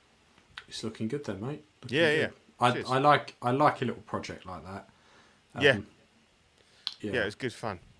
And the thing is, stuff like Nerf guns, and even some of the like Hasbro like helmets and things like that they do. They're for the money. They're really good. Yeah. You know, if you went back, say you went back 10 years and said, oh, I bought this and it only cost me X amount, and you weren't talking stupid money for a replica, you'd end up with a proper piece of shit. Something you'd be like, why the hell did you buy that? But now, for like under £200, you can get a fairly decent replica of stuff. Yeah, so that's probably cost £150 with the paint and the strap and stuff, and it's. I'd say it's 95. It's good enough to my eye anyway. I'm not a major aficionado on it, but to me that. That looks like a pulse rifle from Aliens. It's good enough without having a UCARA license and an airsoft, all that. Exactly. Attend 4 times a year and fanning about. No, I'm with you. I'm with you. That would fill the requirement for me that you've got there. Yeah, definitely. Yeah, it's cool. Excellent. No, for ages I couldn't work out how you switch the counter off, but it's just got a timer, sleep timer, so you press up and down, it brings it to life, and you can step up and down, and it will go down, and leave it for 2 minutes. It just auto powers off. So that's quite a nice little feature as well. Very nice, Peter. And it does fire the bigger Nerf darts out the bottom. Oh, okay. The so you kind of got dual barreled. Yep. Put pins in the end. Wicked. Little drawing pins. Yeah, and they make a Mando one. Yeah, someone's put there, and I think they might have done a Halo gun or something like that before. So they're pretty good. Yeah, they've done quite a few different Halo bits as well. And that wasn't too much effort to paint up, and a lot. The longest bit was masking up all of the because some people took theirs apart, and I thought I'm not doing that because if I fuck up the firing mechanism, it's a bit of a shame. I'm not going to be running around firing it all the time, but it is a feature of it that it is a Nerf gun that fires, so I didn't want to do that, so I did have to do a lot of masking up, but yeah, that was the main bit. It reminds me of a good toy I had as a kid. I had a big plastic M16 with a grenade launcher on the bottom, right? Yeah. And it had an electronic thing, so it should make the sound of 30 rounds, and you'd have to pull the mag out and put it back in for it to register the 30 rounds again. And it had a grenade that would shoot out. When it shot out at the end, you'd hear it go woo. All right, cool. Yeah, explosion when it hit the floor, and it's like that. That was gorgeous, and I loved that thing, and that really ticks the same boxes for me. The fact that you can shoot with it. So. Let me go get it a second. Can't follow you. Yeah, I was going to say. I'm just glad he's wearing bottoms, if I'm honest. Yeah, yeah. That could always be a little bit awkward. I'll tell you what I bought. I received, well, not necessarily over the last fortnight. I got a Steam Deck. It's not figures. Oh, yeah. Yeah, that's a thing. I highly recommend it. Throw your Switch in the bin. Buy a Steam Deck, definitely. Yeah, because I've been watching a lot of videos about that over the past year. Because for me, like a Steam Deck would be perfect because I could just plug it in the TV if I want and take it out when I need to. That is insanely cool, Pete. It is awesome. I kind of wish you lived locally, or that somebody could Photoshop that Hicks and Ripley thing, but with you two posed learning how to fire the gun. Yeah, that'd be cool. We should do that. Somebody Photoshop the heads on on Ripley and Hicks, please. Yeah, I love the count is really cool, so you can send it to. That is super. That is so cool. That is very good. Yeah. I like the way when it fires, it sounds like the THQ bit at the beginning of a film where it goes. Oh, the THX. That's it, THX. That's it, yeah. Yeah. But everyone has it set to 95 normally in a picture. I'm not sure why. Is that the max it went to? Because it will go to 99, but I always see 95 on it in the pictures. But I think if you go to 99, I think it's to do with the Jay-Z song. You got 99 problems, but a Xena more faint one. So. Love it. Yeah. That'll be it. See, that'll be it. I'd go with 86. Now, just having a quick Google, because that's the year the film was released. Yeah. See, it's brilliant. Yeah. As I say, it will disappear, but when you turn it back on, it's the number you set it on. So that's cool as well. Cool. Very cool. Right, we haven't got a picture of Ian's oven, unfortunately, so we just have to imagine that. Now, as I say, Steam Deck is what I got. It's good fun. Go and buy one. I've been Switch. I've been super tempted by something like a Steam Deck because I want to be able to play PC games. I'm not overly that bothered about having the best graphics card known to man, but there's certain games on PC and the Steam with their sales, it's just so much cheaper. Having something I could just plug into the monitor and play, so I can still have that, or plug it into my telly and go, right, fantastic, I've still got that, and just be able to play it on the handheld as well. So I missed this. What is the Steam Deck? Sorry, I was right. So imagine. It's the future, let me give you the concept. Is it? The Nintendo Switch, but by the way of the Atari Lynx from the 80s. Right, so it's bloody massive. But it runs on like a hybrid version of Linux. So it basically runs PC games instead of and it means you've got full access to the Steam store. So for example, I just add loads of stuff to my Steam wish list, sorry. And wait till stuff pops up. And like yesterday, it was like, the game 13. I don't know if you remember that classic with the cell shaded thing. It's like it's £1.06 today. I'm like, all right, bye. Okay, cool. And then it just runs. And do you just stream that, or do you download it to? It's on the device. Wow. And you can mess around with the graphics settings. And I would say it runs games as well as about first gen sort of PS2, PS4. First gen PS4, first gen Xbox stuff will run about 60 frames a second on handheld. Okay. You can play Spider-Man at about 40 frames a second, the PS4 version, and Miles Morales and Uncharted and all the stuff that the PlayStation are bringing to PC. But for me, it's all about going back and going, I really want to play Dead Rising 1 on the road. Yeah. or something else, Red Faction from the PS2, or like Splinter Cell Red Conviction, Faction, or yeah. random. Just you think of a random game, and the other thing is, if you're really nerdy, you can go and do the emulator thing and start installing stuff, from games that you've legally acquired and copied yourself off your own copies. Obviously, you're not acquiring them online in any spurious way, and then running them through that as well. So you can basically run anything from like right back from the Amiga right up to present day, and it's just like having a full curation of everything that you could possibly want in a games console, and I love that. So that's what I bought. Very that's great. cool. Yeah, Dave. How much do they cost now? How much do they set you back? The base one is about £350, but that's like got 64 gig of memory, and you're gonna need to put a big SD card in the bottom to get the best out of it. If you're gonna go the other side, you're gonna want to the one that has the like terabyte or 512 of whatever of internal memory is like. I think you're in the £500 arena at that point. So it's basically all you're paying for is an anti-glare screen, an ice case, and an internal memory if you're upgrading. So you can get away with a simple one and an SD card, or several SD cards, or whatever you want. So. Or buy a terabyte hard drive for about £80 and duct tape it to the back. Yeah, well, joking aside, I actually bought a dock. I actually bought a dock for it, because you can get a dock that plugs into the telly I put all the heavy duty games that I'm not going to take around with me, because it's and I put all of them on the hard drive, and then all the more casual stuff's on the portable side of it. So for that exact reason. So you can. It's great. Sorry, I've turned this figure thing into a video game thing, but there you go. No, love it. Absolutely love it. It's closer to it than an oven, I suppose. But yeah, exactly. It's way more interesting. So, you guys spoke about this last time. I completely forgot and shoved it on this show sheet. So this is for anyone listening at home, just so I don't whittle on and you're going, well, what the fuck's he on about? Echo, Hot Toys Echo. It's finally here. It's finally out, and I think it looks really good. I've never been a fan of the Neil Patrick Harris head sculpt. If I ever want to know what he looks like if he suffered from severe wasting diseases, then fine. I've ticked that box. I know what it looks like now. I'd probably have him with the helmet on, but generally, I think this is pretty cool. And but again, I need the whole of the Bad Batch. And when I say the whole of the Bad Batch, I mean I want Amiga as well. Like, I want the lot.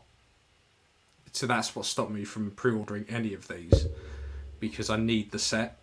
I don't want just Echo and Hunter and then Crosshair. I want the rest. Don't give me 3. I want the lot. I'm all or nothing. Is that 5 troopers and what, the Bad Batch? Yeah. There's 5 or 6 of them, I think. You've got there's a few more, and I get, like, something like Wrecker, who's the big fuck off one. I can kind of see why they maybe wouldn't do him, but they've shown him, haven't they? They have shown them all. Yeah. So there's hope, but obviously you never quite know. No, I thought me and Shane blundered through this, but obviously neither of us are Bad Batch fans or anything. We both said it looked really cool, and we loved the armour and the weathering and the colour scheme and stuff, but it was worth leaving on for you to kind of give a verdict on, like, as a fan, as to what you felt about it. So I mean, these always look good, but the things I always struggle with are like the head sculpts, because I love the animated look, and if I had animated clone troopers, it would be fantastic. But we don't have that, and we don't live in that world. I don't ever want Sideshow to do that, because they can't cope. No. So that's just a no. But this is the best we're going to get, I think. And with the helmet, it comes with a C-3po arm. Yeah. His little screwdriver arm. What I do like is they give you a load of other stuff for his arm that they haven't shown. No, he's got one that's like a C-3po, isn't it? It's an actual C-3po, but it's like a sort of dark bronzy colour, isn't it?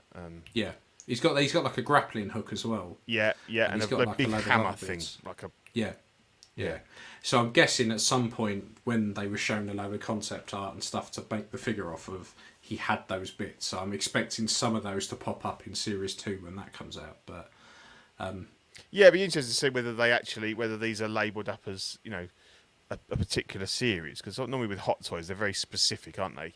It's from that film or it's from that season kind of thing. But when they announced all of the Bad Batch stuff that they did, they hadn't announced Series 2. Right, okay. So unless they just thought it was a one and done, so they just called it Bad Batch and that was it. Yeah. But they have the potential to go back and do stuff from the Clone Wars because they popped up in that as well. But right, yeah. Yeah, I quite like this. If I had the money and they shown the rest and put them up for pre-order, I would probably be going back and hunting this down. Yeah. Yeah. You got a 3 out of 5. I can't see that they wouldn't now, but I don't know. In my head, I'm thinking Guardians of the Galaxy, thinking what shenanigans that was. So. Yeah, true. I think a lot of that was WWE. To be fair, though. Yeah. Yeah. True. I really think that's what that is. Yeah, I mean, because they generally eventually get round to finishing a lot of teams. You know, we do have to wait a while, but they do at some point work their way round to kind of finishing them off. So it would be interesting to see if we do get a lot of them. But while we're on the Star Wars train, I love this. This is the Mando and the Blurg. The Mando and the Blurg will cost you 450 quid for the pair, or just for the Blurg, it will be 250. Obviously, you got postage and shit on that. Yeah, I love these pictures. Is when he took the Blurg to the beach for the day. I just loved them. I was like, yeah, I'm loving those. Oh, cool. I want the rest of them like with Ingamel's Market and buying some horrible knockoffs at Skeg. That's what I want. It's just the photographer's gone on holiday and gone, oh shit, Yeah. let's do that before I went. Hang on. Here you go. I used to do that all the time. I need to. I'll be honest. The original Ryu pre-order photos were shot in a caravan. Hey, how very British. So there you go. There you go. I literally dismantled the whole seating arrangement and took those and had somebody drive the figure up to me because the postage wouldn't work up there, and I love it. built and took those photos there for them to be put on. So there you go. You now know the horrible situation that was taken in behind the scenes. Yeah. Interestingly, I don't know why I had it in my head that this was gonna. So this is a re-release of the Durasteel Mando with this. Because I don't know why I had it in my head that it was the new shiny Mando, and when I saw this, I was like, oh, okay. But that was it was always Durasteel. And to be honest, the Durasteel Mando has become my favourite Mando. Oh, that's the one I've got, and I love it. Yeah. Yeah. When I first got the shiny Mando and the Durasteel one, I was like, okay, yeah, Durasteel, I like it. Its first appearance, I'll keep hold of it. And as time's gone on, the super shiny Mando, and plus I've had that one chromed anyway, so that looks pretty cool anyhow. But I always go back to this one as the one. And I really wish, because when you look at series 1 of The Mandalorian, and it gets to the end of each episode, and you see all the artwork, loads of it he's wearing this armor. Yeah. So in my head, I'm thinking they originally intended him to have this for most of the series, and then when he got his backpack, that would have been here's a full set of Beskar armor. Away you go.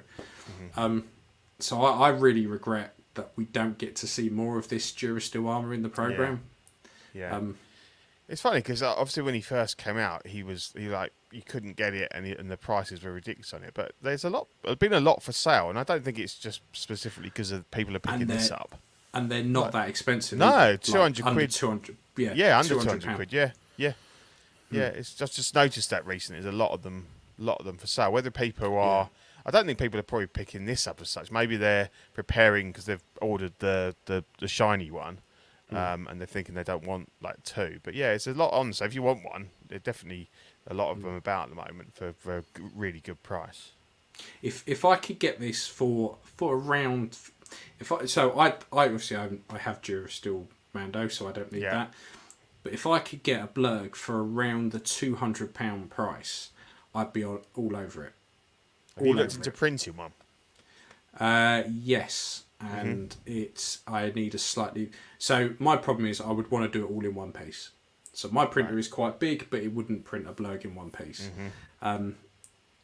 So I would have to get a bigger printer, which would cost me probably about £500. And I don't really want to spend £500 when I could just buy a blurg for 200. Yeah. So, I'm sure you'd get other use out of it, but I know what you mean. Yeah, it's a big outlay.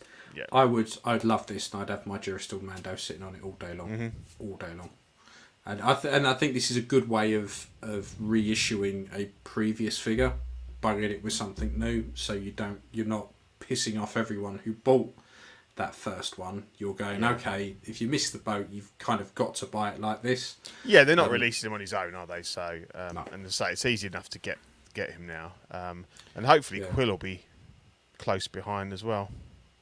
Quill was one. I think I was going to say I think the re-release thing is really a really good point with that. My only issue is when they lock a certain re-release to another figure. So, like for example, I don't mind them reissuing Mando because it's coming with something else, but sort of going like the Superman Batman situation where you couldn't just buy the black Superman, so I had to buy another Nightmare Batman for no reason. That was frustrating. That's fuckery of the highest order. Like I don't know why. Who sat there and thought that was a good idea? It's just insanity. But I think this is a really good way of doing it. Yeah, if you want I the agree. blurg, you can buy the blurg. If you want both, you've got the option for both. So I will be looking for a blurg at a decent price at some point. Debating whether or not this got a fat suit on, because apparently people are saying that if it did have the lower fat suit on, you wouldn't be able to get his legs like that to go over the. So does it not have a fat suit? Has it got a pared down fat suit? Did they take him off of these photos? It's an interesting one, isn't it? Because I would imagine that he would have a slightly different fat suit on. Yeah. Maybe like the Luke one that has like the whole crotch bit missing. Yeah. So he can do he can that. stretch his legs out, but the rest of it is probably the same. He's definitely got something, because you can tell by that upper leg. I don't know why I'm pointing with my mouse. No one can fucking see it. But I always do that. I'm like, look at this. You can do that. There is a laser pointer thing, I think, but I don't know how you get it. That's too technical for folk like us. But if you look at the thighs, they look quite padded out. So there's definitely something in there. And they wouldn't sell it if it wouldn't be able to fit well. I say that. But we've all had figures before. But you would like to think they wouldn't sell it if it wouldn't be able to fit on the blurg. Of course, yeah. But I swapped mine out and put it on a Thyssen anyway, so mine can do splits and cartwheels and all kinds of shit. So that's not a concern for me. But yeah. Oh Christ, we got this one next, didn't we? Yeah. Yes, we have. That's just so I think bad. we've all just covered it, just right there. We all sat in silence for about 10 seconds, and that was it covered. Pretty much. Yeah. It says it all. The Hot Toys Black Widow at £200. Just so bad. Saying that, right, I'm not going to be a complete dick about it. Up to the neck, from the feet up, fine. Not a problem. Yeah. The head, I have so many problems with. Particularly the hair. The hair I'm not a fan of, because there is no tone to it, shading, highlighting, nothing. It looks as though someone's got a jar of bolognese sauce and just gone, done. Yeah, particularly on that left-hand side there on that picture, where it's kind of just dripping and oozing down onto her shoulder. Yeah, there is just... Because I don't think the face itself, in that middle picture, looks too bad. But yet on the left, suddenly it's the Bride of Chucky. And on the right, it looks like pre-op Black Widow. So I don't get what the hell is going on. Yeah, and I think a lot of people were waiting for this one to be the definitive Black Widow, and been disappointed. And yeah, Endgame one was much better. I mean, what I would say is it's £200, which in this day and age isn't It's cheap. is relative. I know it pains me to say it, I but know. for a Hot Toys is relatively cheap. So Yeah. if you did get it and you did swap the head out and you had a generic type of Black Widow, you'd probably get quite a decent Black Widow out of it. Mm-hmm. But keeping it as it is with that head, I couldn't do it. Couldn't do it. Bad. Yeah, and obviously we discussed possible reasons for it earlier with Andy. So There's a million things. There's a million things it could be, from QC and availability, and or licensing and what they've said. The agent goes, "Oh, I want the lips to look a bit bigger. I want the forehead to look a bit shorter," or something like that, and then all of a sudden you're having to do a load of things, and there's a million things it could be, or it could just be they molded it different, or different factories being involved, or there's a million things. But it's not one that I'd be like, yes, I love it, it's great. I have similar problems with the Endgame cap, not the masked head though as well. I have similar problems with it. So I mean, I think this is a quality gone wrong, because if you hire an all blind crew to make a figure, stuff like this is going to happen, and that might get me cancelled. But that's just it. Quality gone wrong. Not great. So No. we've gone through Star Wars and a bit of Marvel. So let's have a look at Coming soon. Oh, you dirty bastard. Right. So more Star Wars. So this is the Hot Toys R5D4 Pit Droid and BD72.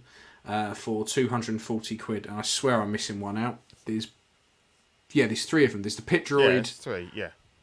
You said them all, sorry. Yeah, I did. Sorry.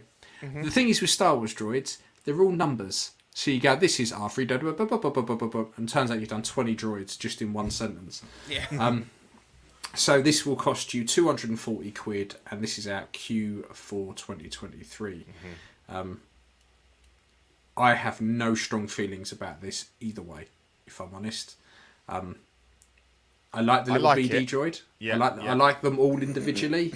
I just don't know whether or not I would want them on the shelf. I look forward to getting the BD droid with a Cal Kestis figure. That's all I have to say about that. Yeah, I think it's good. And I was looking at it because I have a cow head sculpt ready to print that I want to paint and do a cow, and I was thinking that might save me printing a little robot if I can get that parted out. But Andre, hit me up. I might be interested in that R5D4. He wants the Pit Droid and BD72, and I'd have the R5D4 off of him. Well, there you go. You go. It's another. You heard it here first, folks. It's the new, as Andy was just talking about, the Nightmare Batman, Superman, Black Suit. A lot of those were parted out. Half and half, so yeah, we'll do a deal, Andre. Yeah. The thing is, when I think about like non-essential Star Wars droids and non-main characters and stuff, these three droids, every time someone says, "Oh, what Star Wars character do you want?" these fuckers always come up. Yeah. So, and I get in Boba Fett, they were all there together, but they always come up. So these could have quite easily been individual releases. Yeah, and people are saying they want 3 or 4 Pit Droids because they don't work alone. They're always a little crew, aren't they? So the Pit Droid's the only one where I'm like. So there might be a lot of parting out. If you've got to spend £1,000 to get your crew of 4 Pit Droids and then hope that you can sell off the rest. But then they probably would sell because R5D4, the sideshow one is always very expensive if you see it. Yeah. Whereas the R2 is cheap because there are the Hot Toys versions. So, I mean, this will probably have an effect on these, make the sideshow one cheaper. Yeah, I mean, he's not an essential character, but he's quite an iconic one, and I'd definitely entertain having him if I could. Just with the I wouldn't want the other ones, but obviously maybe there's some deals to be done out there. So £3,500. See, I honestly think so many people are going to buy this for the BD, and then they're going to release it with a cow, and they're going to be like, damn, I can see it like a train down a track. I mean, Lego have just done the BD one from... Yeah, we've got that for my son. And it's Fallen Order licensed, so that tells me they're licensing that thing. Yeah. So I would not be surprised. Yeah, that's a cool looking figure. That is. I'll be building that on Christmas Day with my son, so that's cool. But yeah, I my son like had it. for his birthday. It's great. Oh, brilliant! I like it. I'd like it a lot more if it was 150 quid. And a couple of years ago, it would have been. Yeah. 250 is a tough nut to swallow, as Ben Thomas would say. But it looks good. It's cool. Yeah. So. Yep. And then we have Crosshair for 255 out Q4 2023 to Q1 2024. I really like this. Like this. I like it more with the helmet on than off, but yeah. Yeah. And otherwise, it's nice to see John Bernthal getting out a bit. You know? Yeah, exactly that. I mean, I like I said, I like these particular ones with the helmets on more than off, but this is very tempting, and at the moment it's sitting at. See, this is the thing. This is 255, and the droids we just saw were 240. Yeah. It's easier for me to go 255 on this than it is to do the 3 droids. Yeah. All day long. And I think the accessories in this are pretty cool. I like the way the gun breaks up, although I'd probably never break it up other than getting it out of the box. Yeah. So yeah, shame it doesn't have a little suitcase to put it on, or if it went in his pack or something, would be quite cool, wouldn't it? Not that you display it like that, but it's a gun that comes apart like that is begging for. I don't know. It's obviously if he doesn't have that in the show, but it'd be cool if it had a little sort of brief. Well, it sits at C's backpack. Yeah, it sits in the side there, so it looks like the top half kind of breaks apart, right, okay, and goes in there. But I just can't figure out where the barrel goes when it's on him. In the box. Yeah. Oh, inside the box. Yeah. Yes. Yeah. So on the whole, yeah, I quite like it. I quite like that one. Yeah. Again, I don't know anything about him, but same again, here. That's why I made my bad John Bernthal joke. No. totally not in. You know. It looks like a very well done figure of a character that I know nothing about, but yeah, it looks good. Same as the other one. Same as Echo. So yeah. So you will both know who this next one is, though. So Toys Era. I'm not going to do the serial number. This is the Exile Terror. So Steppenwolf to everyone else. 155 quid out Q2 2023. Good price because he's going to be a big boy. Is it 155 quid shipped? No, there'll be postage on top of that. See that thing is going to be at least like if you're clearing 60 if you're clearing 3 kg at the moment, you're looking at about $65-$70 shipping on top at least right now. Yeah. So and that's not packing and then not profit and all that other stuff. Yeah. So you're looking at just over 200 all in all. So on 1/6 kit. So that's way out then because that's $340 on there. So I'm not sure. Yeah, so this was on 1/6 quarter, I believe that one. So that's 300 quid. Was it shipped from 1/6 kit? Yeah. Oh, from 1/6 kit. Okay. Yeah. I quite like this, but I don't have a lot of DC stuff to go with it. Otherwise, I would be considering it. But I don't have. I've got a BVS Batman, and that's it from this whole kind of universe. So, what would be your special word to make his eyes light up? Cunt. Now then. Fuck me. If that was the word, those lights would just be flashing all day long. Yeah.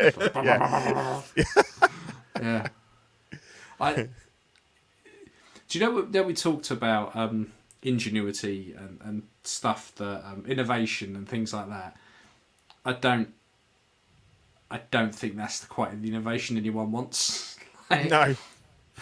Like his voice feet activation. Are weird, aren't they? Did we ever see his feet on screen? They're very weird. They're a bit. He's a bit weird in general from in the Snyder Cut, which I kind of like.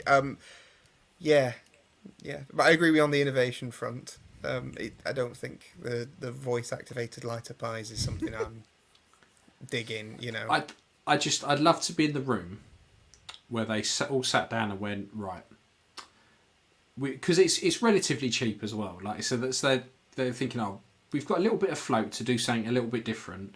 We're going to make the eyes light up, but hang on, voice activated. And you think, did one person sit there and go, would anyone actually use it? Would anyone want to? So any time that it remotely hears a noise, it's just going to start flashing its eyes at you.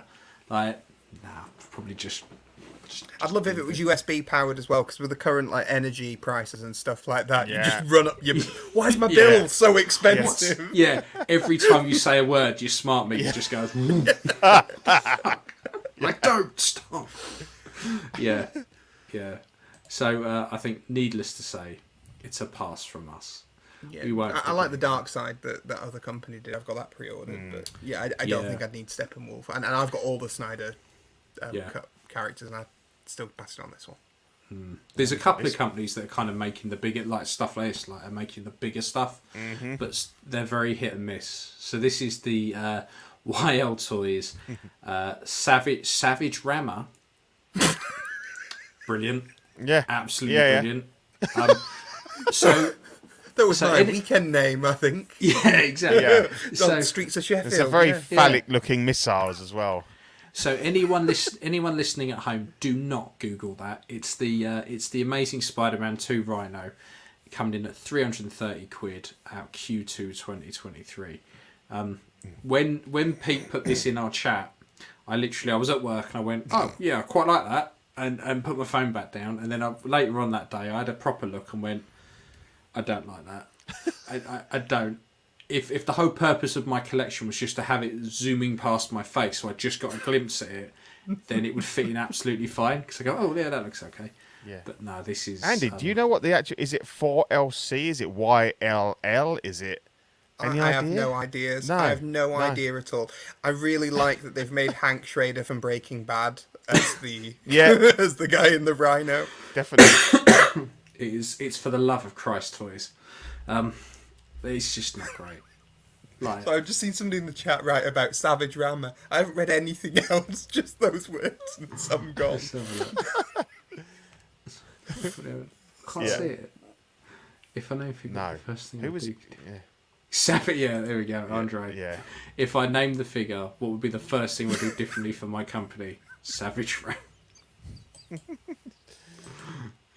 His wrestling name. I like that. It is so bad, this. It's very hard to kind of... Well, it would be. That's why it's called Savage Rammer. But it's very hard to kind of look at it objectively and go, yeah, that 62 centimetres of savage ramming would fit excellently in my collection. It's... And you know it's going to be like that really hard sort of like resin 100%. Kind of thing. You know, and If I said to you, someone's repainted an Imaginext toy. Yeah. That's what it brings to mind. Yeah. And I like the way that they've decided that the poor little man inside screaming, that he's been savagely rammed. That's why he's screaming. You just can't see what's going on in there.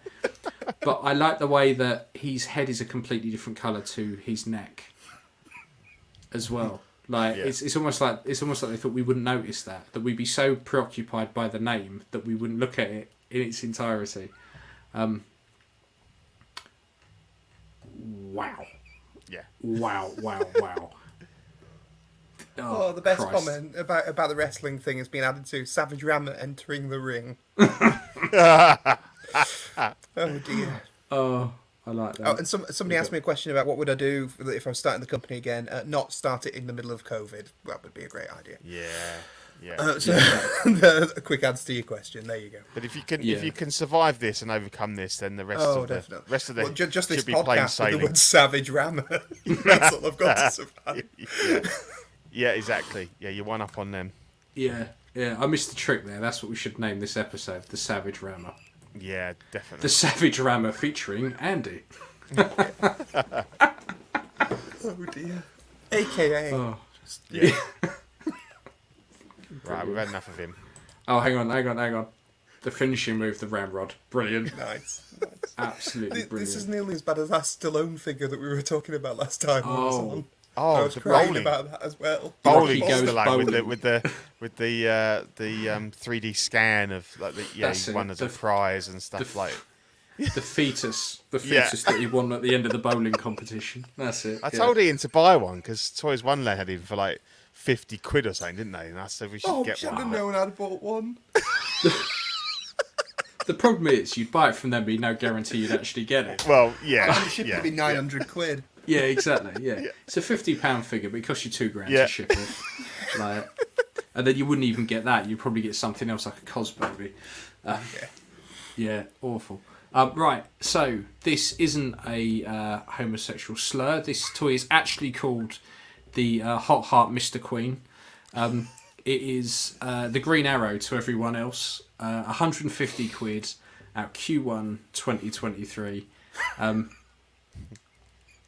mean, it looks all right. The Green Arch. I'm isn't it? sorry. I think it might be because No. I had 2 hours sleep with all the release and everything last night.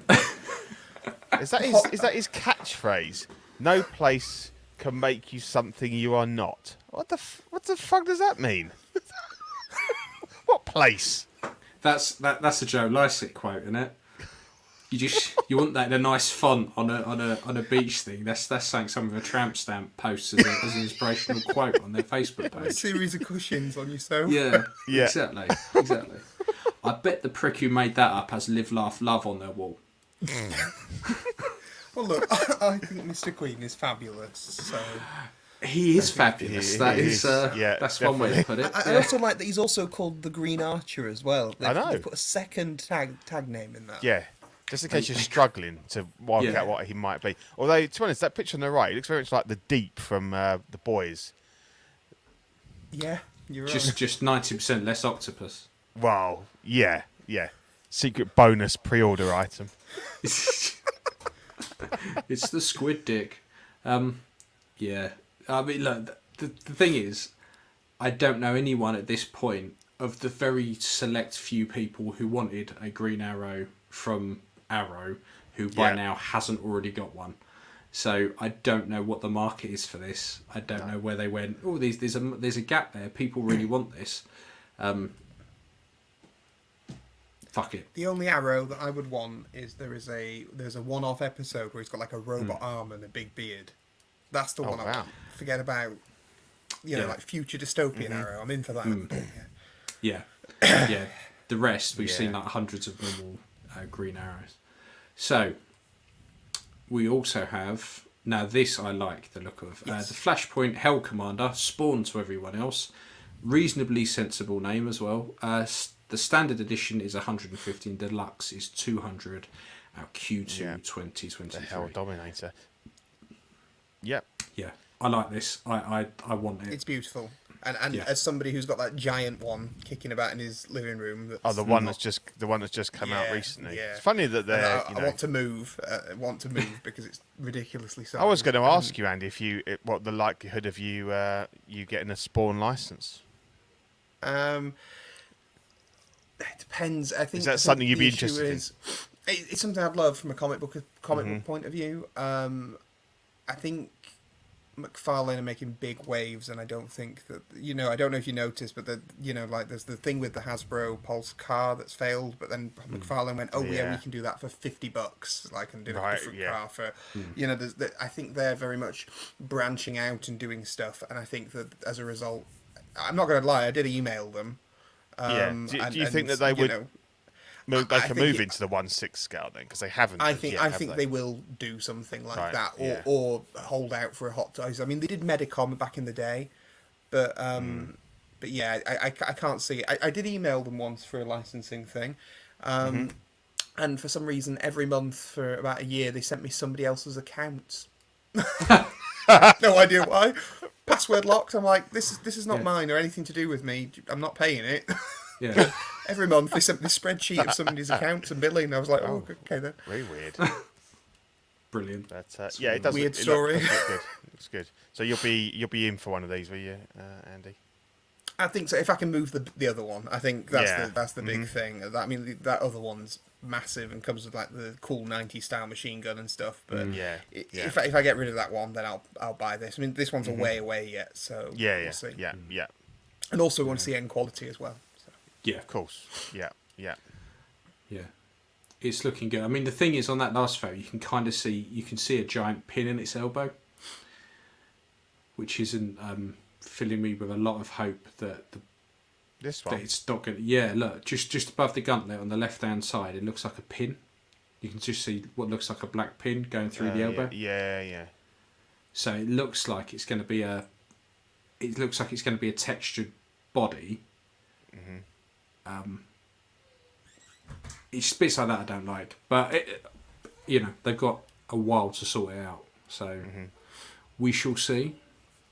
And then what else have we got? We've next here one. we go. Love it.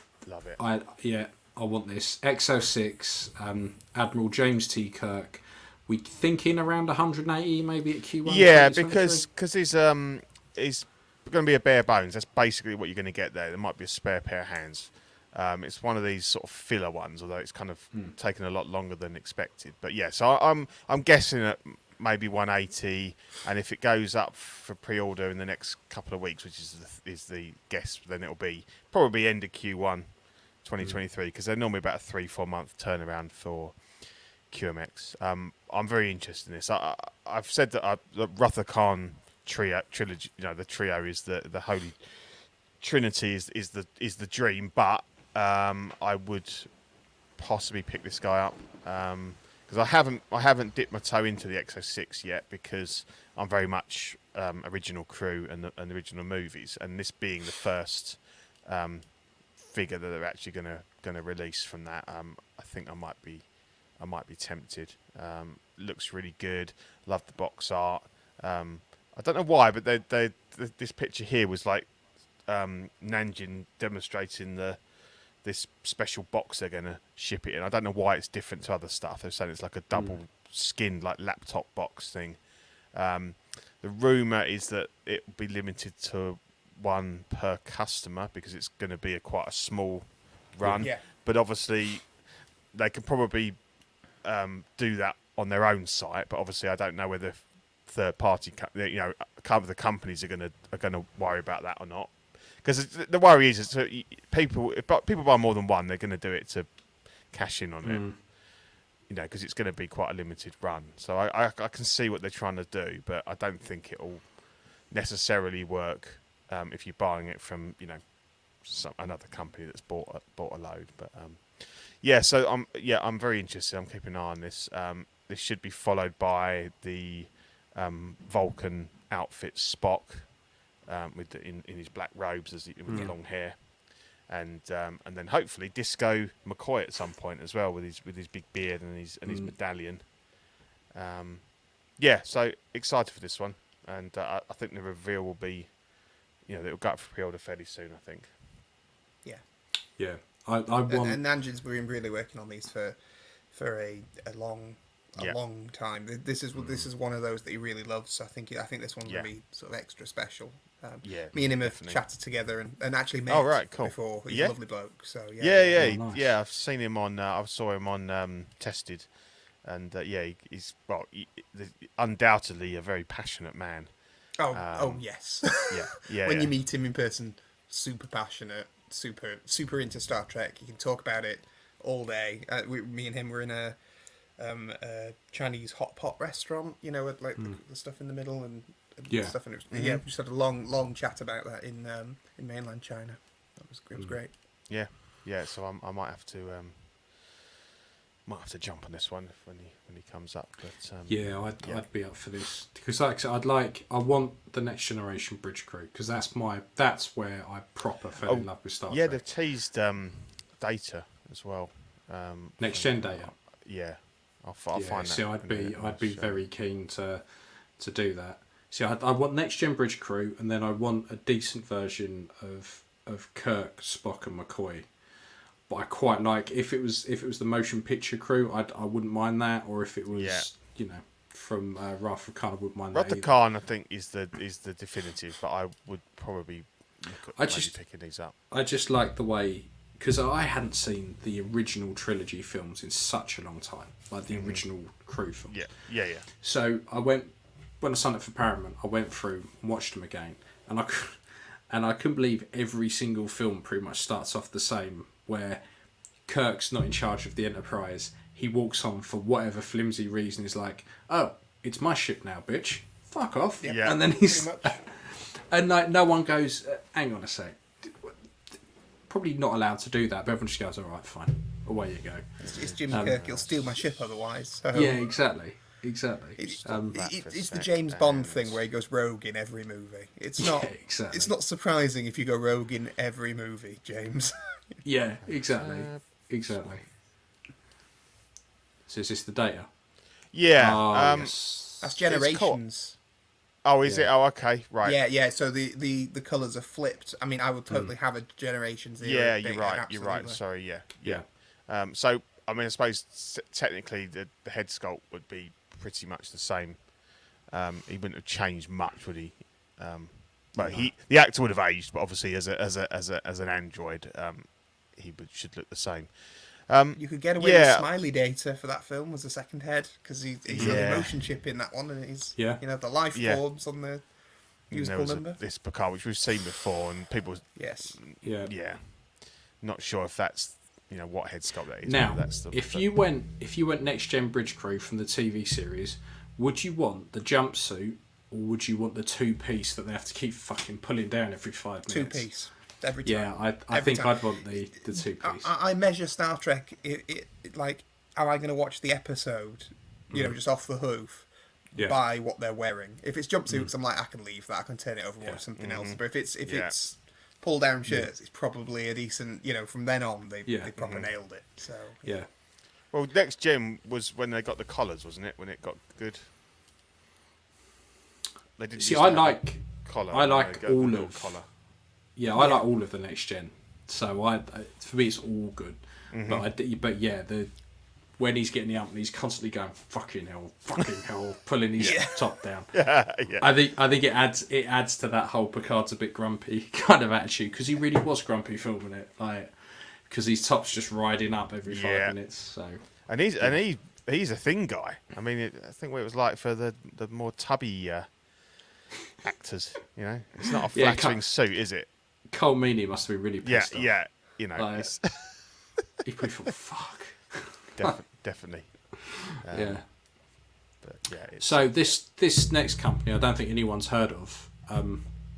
It's definitely been a bit quiet, but InArt have sent out. Well, they had a bit of a thing on. They showed some in-hand production, non-production samples, non-sample shit out. They sent stuff out, or people got to have a look at them in hand. So I'm still not 100% sure if these are production samples or if these are the prototypes or what. Because there's been lots of videos floating around. So I'm very much unsure as to what they actually are. Check private chat. I haven't touched my mic boom. Something's like boing. Is it not your boom arm? No, I haven't touched anything. Can you hear it, Andy? Something's like a spring, like kind of. It's probably my horrible headset. I wouldn't be surprised. Oh, okay, sorry. No. Yeah. Well, me, honest. Okay, I was just slagging off InArt. Like, it weren't me, honestly. But I'm liking what I'm seeing. But I just don't know if that's what we're gonna get because I'm still unclear if these are prototypes or if they're. So they have clarified. So Gandalf and Joker are production samples. So apparently they were taken off of the production line as is. So there are some bits missing, and obviously it's not. They haven't shown that he didn't have the book. Supposedly the new Moria staff is going to light up, but we don't know how. So yeah, and obviously I think, as most people said, that beard's too short. The beard needs to be not far off twice as long as that, maybe at least half as long again. I like the hair. The hair on the head's great. I think the sculpt is a lot stronger than there's a lot more McKellen than De Niro in it now. Yeah, and it does look really good. Obviously, you know, there's a few bits that they haven't done the print on the pants. That doesn't really bother me. I really like it, but do I like it 400, whatever it is, 400, 450 pound? No, I'm quite happy with Have they actually put it out for pre-order? Yeah. Oh, it's been up for ages. I haven't. I completely just missed that. Yeah, no, it was. It was in one of their little windows, I think. You know, the pre-order window. Because Zach's ordered him, and John has as well, I think.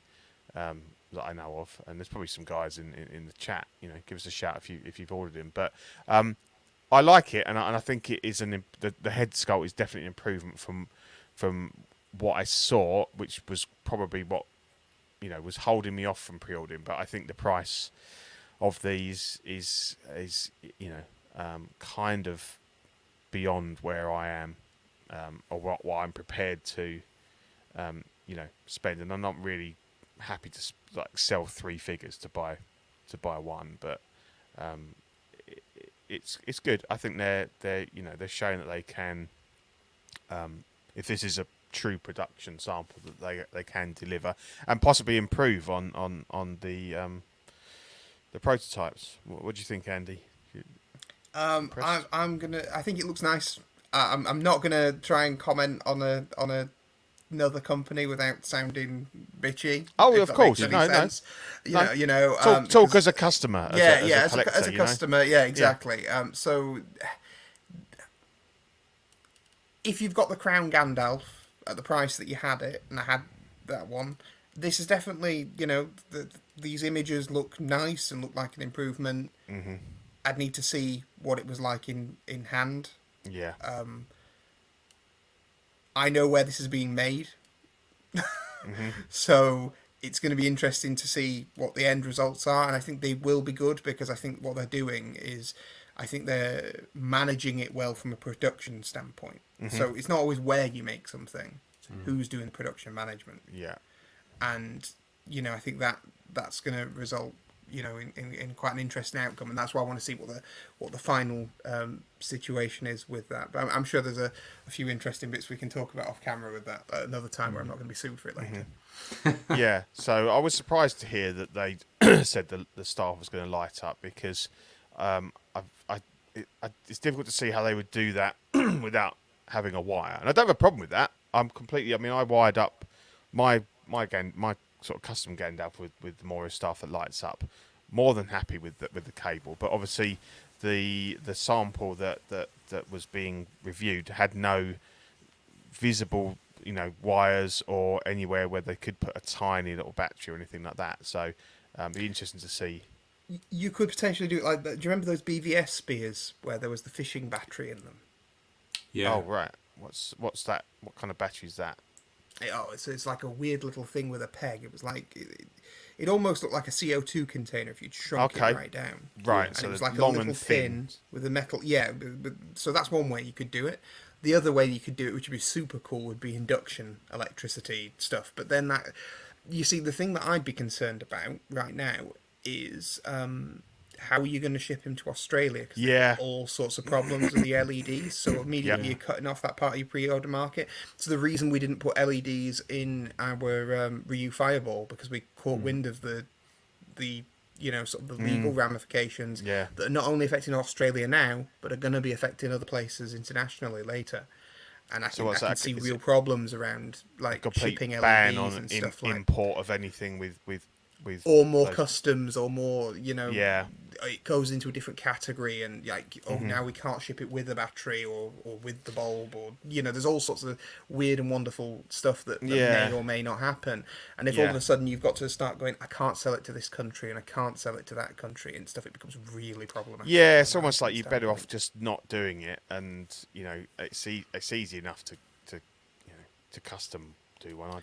We may have made the hole in the bottom of the Ryu fireball big enough for people to put stuff in. That is up to them what they decide to do. If anyone wants to, I would recommend a company called Venado. They make Lego LEDs, and they're the smallest LEDs I've seen. They're tiny, and the wires are very easily hidden, and that's what I used for mine. So I took the crystal out. I put 3 of them underneath. Glued the crystal back in, and then just glued the wire down the back of the staff. I would recommend that. They're brilliant. I've used them in loads of my figures because they're almost invisible. They're designed to go inside like the Lego bricks and stuff, and they're really cheap. Which may be another way that they're doing it. There's all sorts of things that they know that they could be utilising to do that. The big question then is around how you ship that to certain places. Yeah. And also, if all of a sudden 6 months down the line, America fall in line with them, or the UK do, or Europe, you're then dealing with that fallout again. Oh, we need something else in this country, don't we? We need another drama reason why we can't enjoy this hobby anymore. That's it. Yeah, LEDs. Why do you want them? Exactly. Yeah, exactly. Yeah. Exactly. No one would be able to afford electricity to run the fuckers anyway. It'd be fine. No, exactly. No, candle powered. Now exactly. Yeah. Exactly. So if I never see another 6-scale Heath Ledger Joker in my life, I will be a happy man. I'm perfectly happy with the one I've got. At this point, if you don't have one you're happy with, I don't know what the fuck has gone on, because this is just feels like ever since I've ever been collecting, there's always been some kind of Ledger Joker. I think this looks great. I think it looks fantastic. But what I have to ask myself is, the one I have, do I want to spend an extra 400 quid? Is it mine so bad that I need to spend £400 on it? And I'm quite happy with mine. So I don't want to spend another pound on it. And I think that's the attitude I'm going to adopt with all these, like Gandalf and that. Like I have a sideshow one that I fucked about with, and I'm quite happy with that. Do I want to spend another 300 quid, or am I quite happy with what I got? Well, I'm quite happy with what I got, so fine. And like you said, if you got the Asmus one, the Crown series, you go, do I need to spend the extra?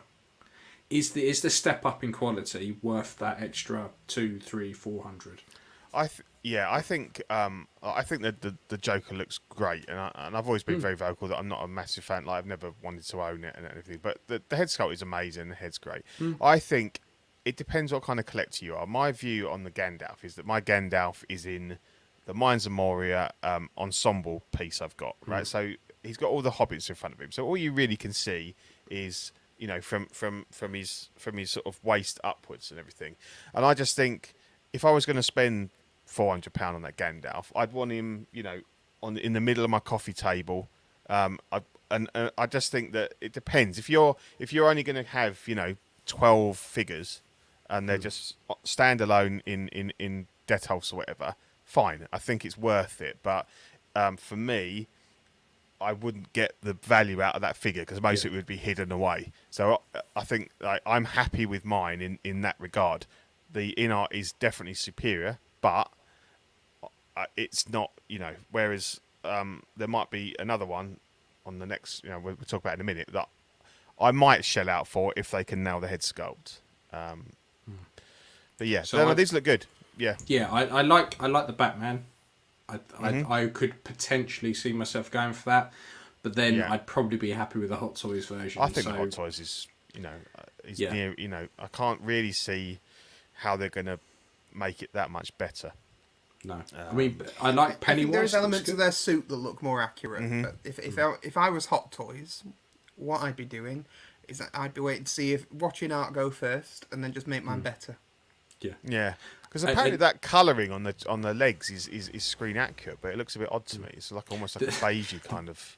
The problem is when I watch the Batman in the cinema, honestly, it's all just so dark. This is accurate. Exactly. Yeah.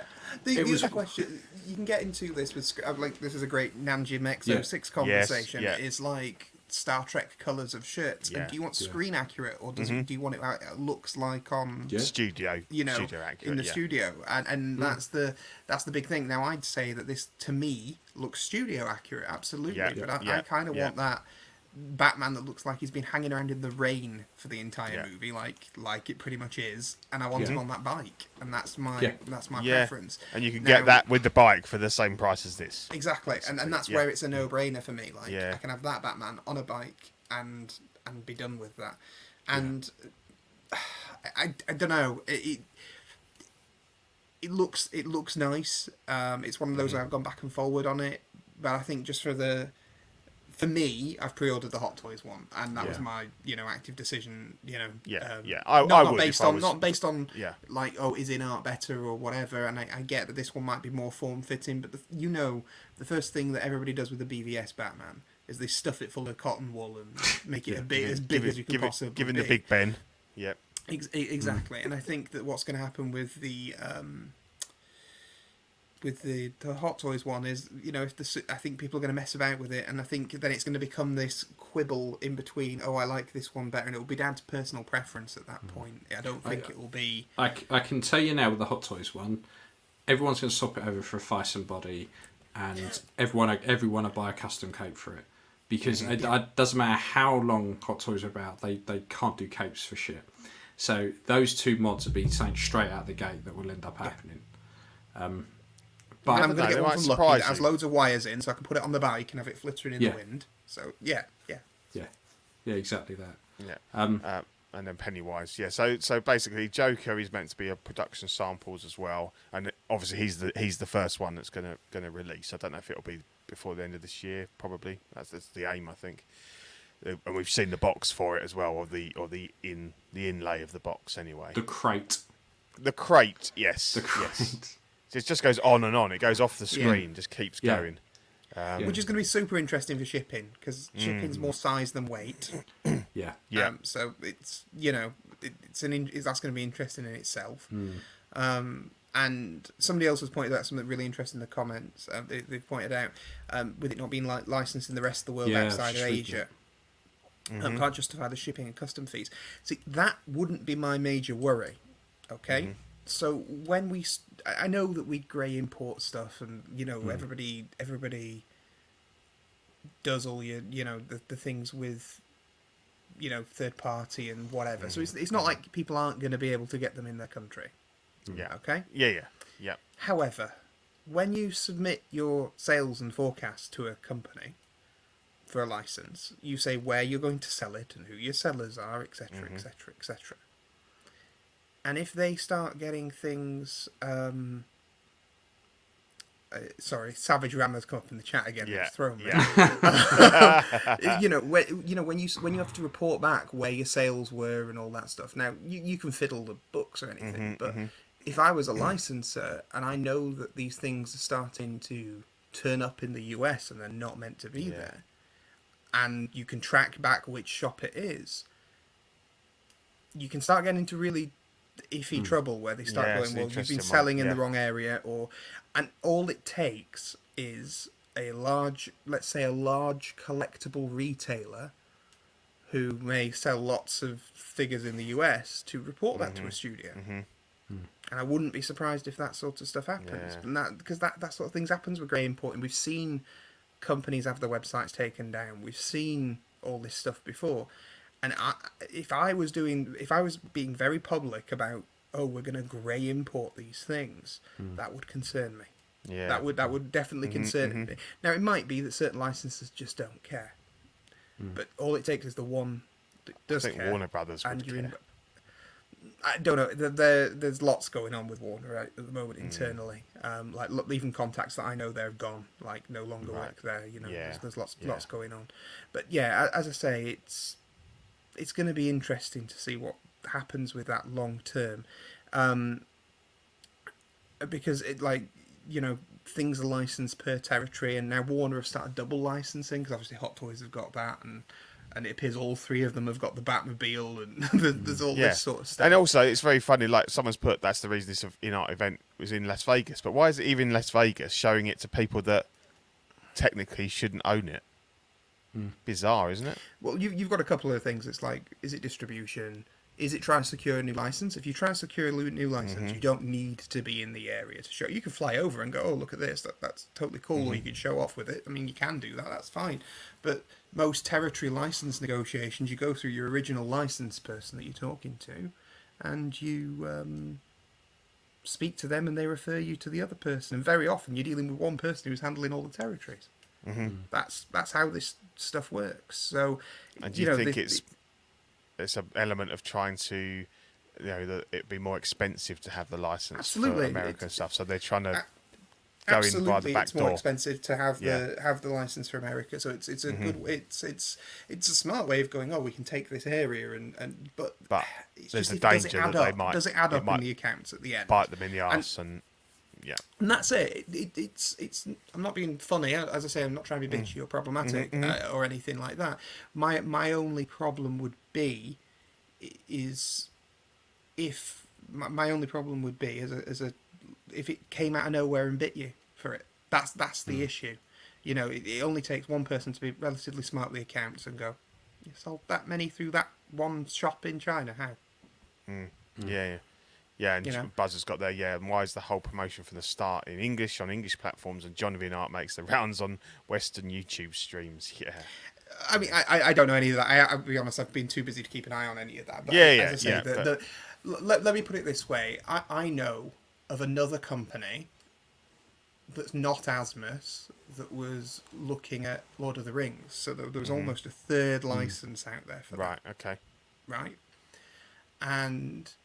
there is Star Ace Toys, that horrible 1/8 scale thing. No, I mean in 1/6. Another 1/6. But okay, and so Warner are definitely happy to multi-license, but I think it might be a matter of licensing per territory. Maybe one worldwide person, one China person, one this, one that. And so the licensing's a really tricky beast because all different companies have got different rules around it and who's allowed to sell where. It's really... really interesting. So I'm going to be interested to see what happens long term. I'm going to watch it from a purely educational licensing perspective. Because if you were Hot Toys, why would you ever pay for a worldwide license again? Yeah. Why should I pay for a worldwide license? Yeah. Why should X06? If we can all just grey import everything with a Chinese license, why would you? Yeah. Or go for something really small. Go for Vatican City license, or you could take it to the nth degree, couldn't you? Say, we're licensed to sell these on the moon, but a few of them might get out onto Earth, kind of thing. It's a potential issue. Yeah, and just to say, the Pennywise looks brilliant, but again, I own the Hot Toys one, and I think it's great. I do like the second sculpt on the InArt one with like the loose hair and the eyes and stuff. That's cool. But again, I just don't think. I think Hot Toys did a really good job. Yeah, they didn't weather it, but that's easily dealt with. I don't think he's worth the upgrade. I like the stage, the base, but then the Hot Toys one's really cool, and you can display that second sculpt in the sewer.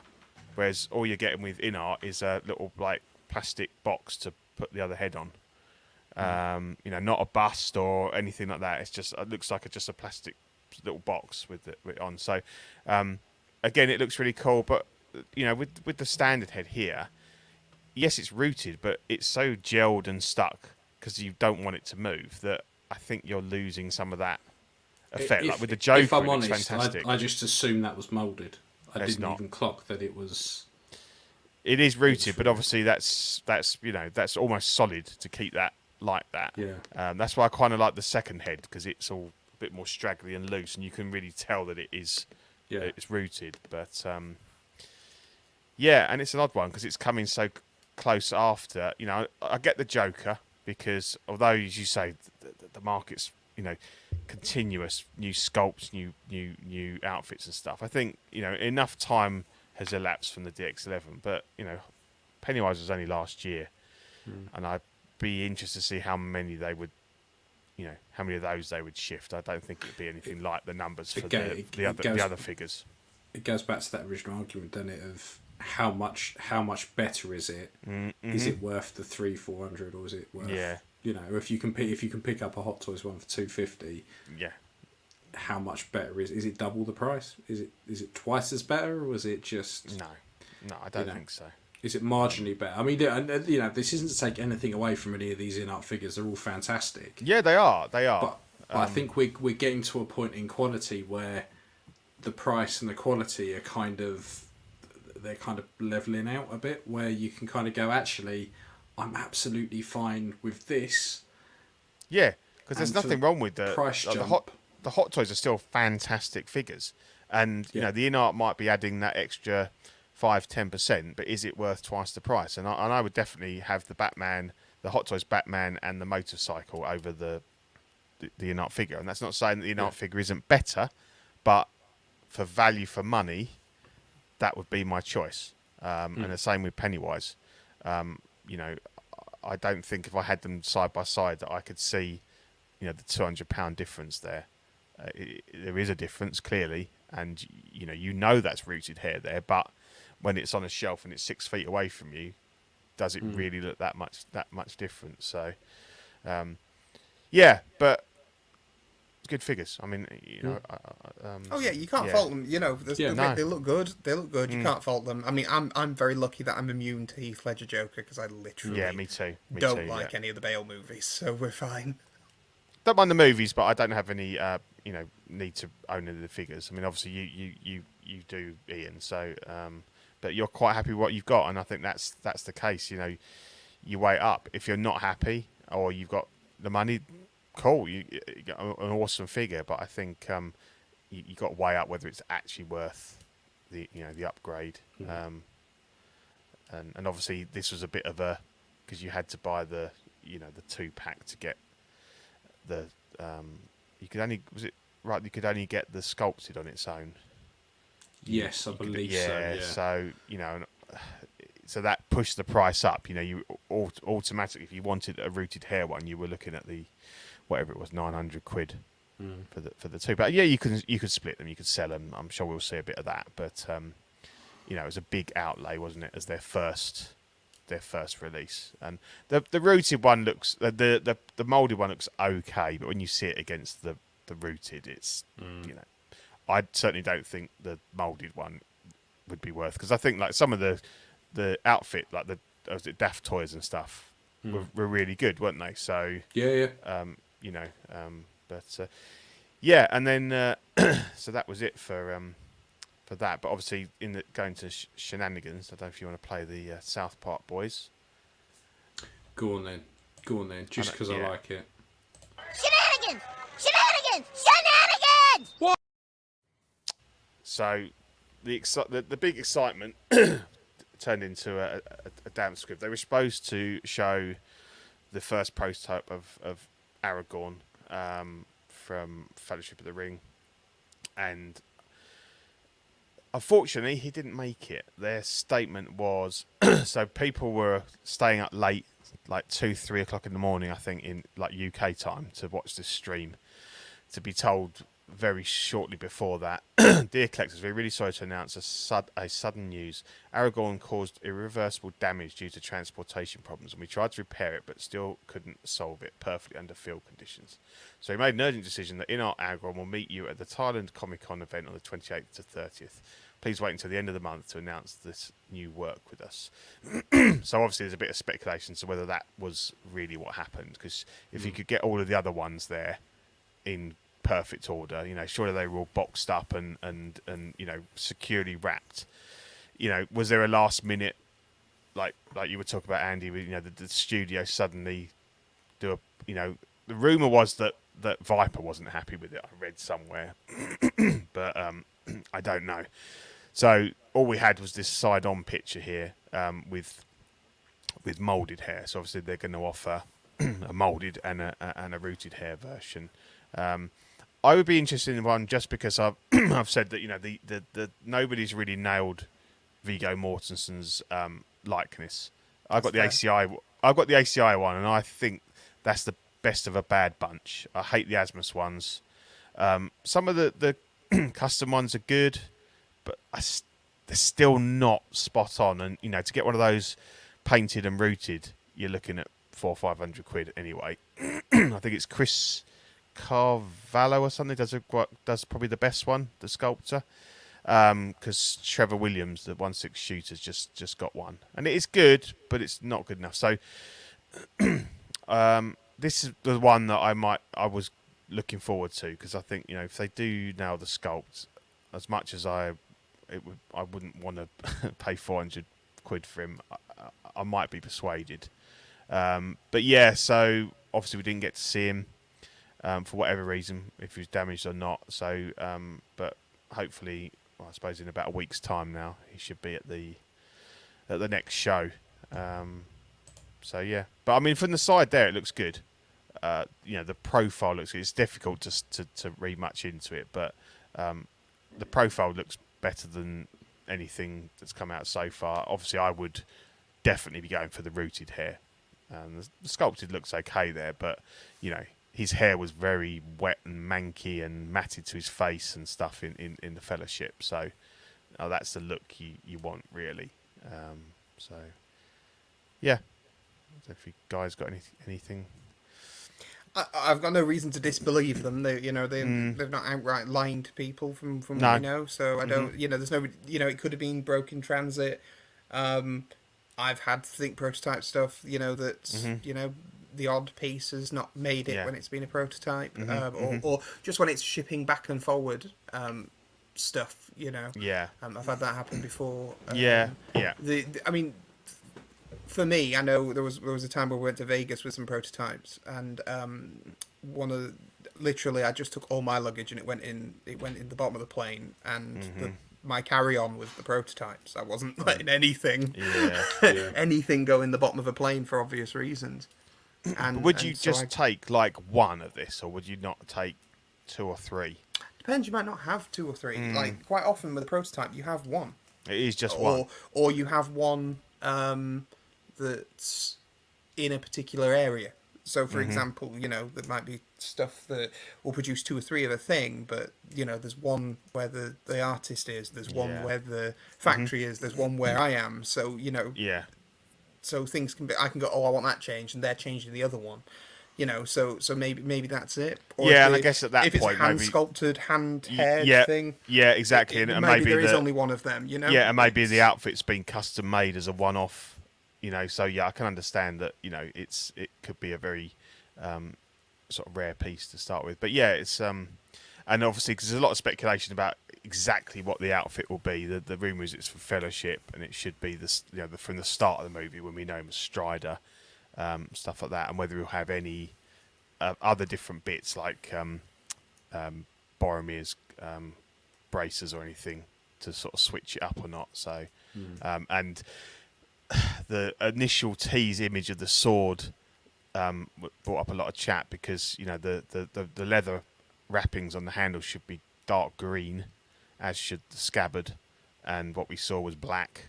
And there was an issue with the blade and stuff, and people had thrown up some figures of like pictures of cheap third-party knockoff swords on eBay, and it looked I'm going to defend them on this. Okay. So sometimes a licensor goes, I want it like this, even with no reason.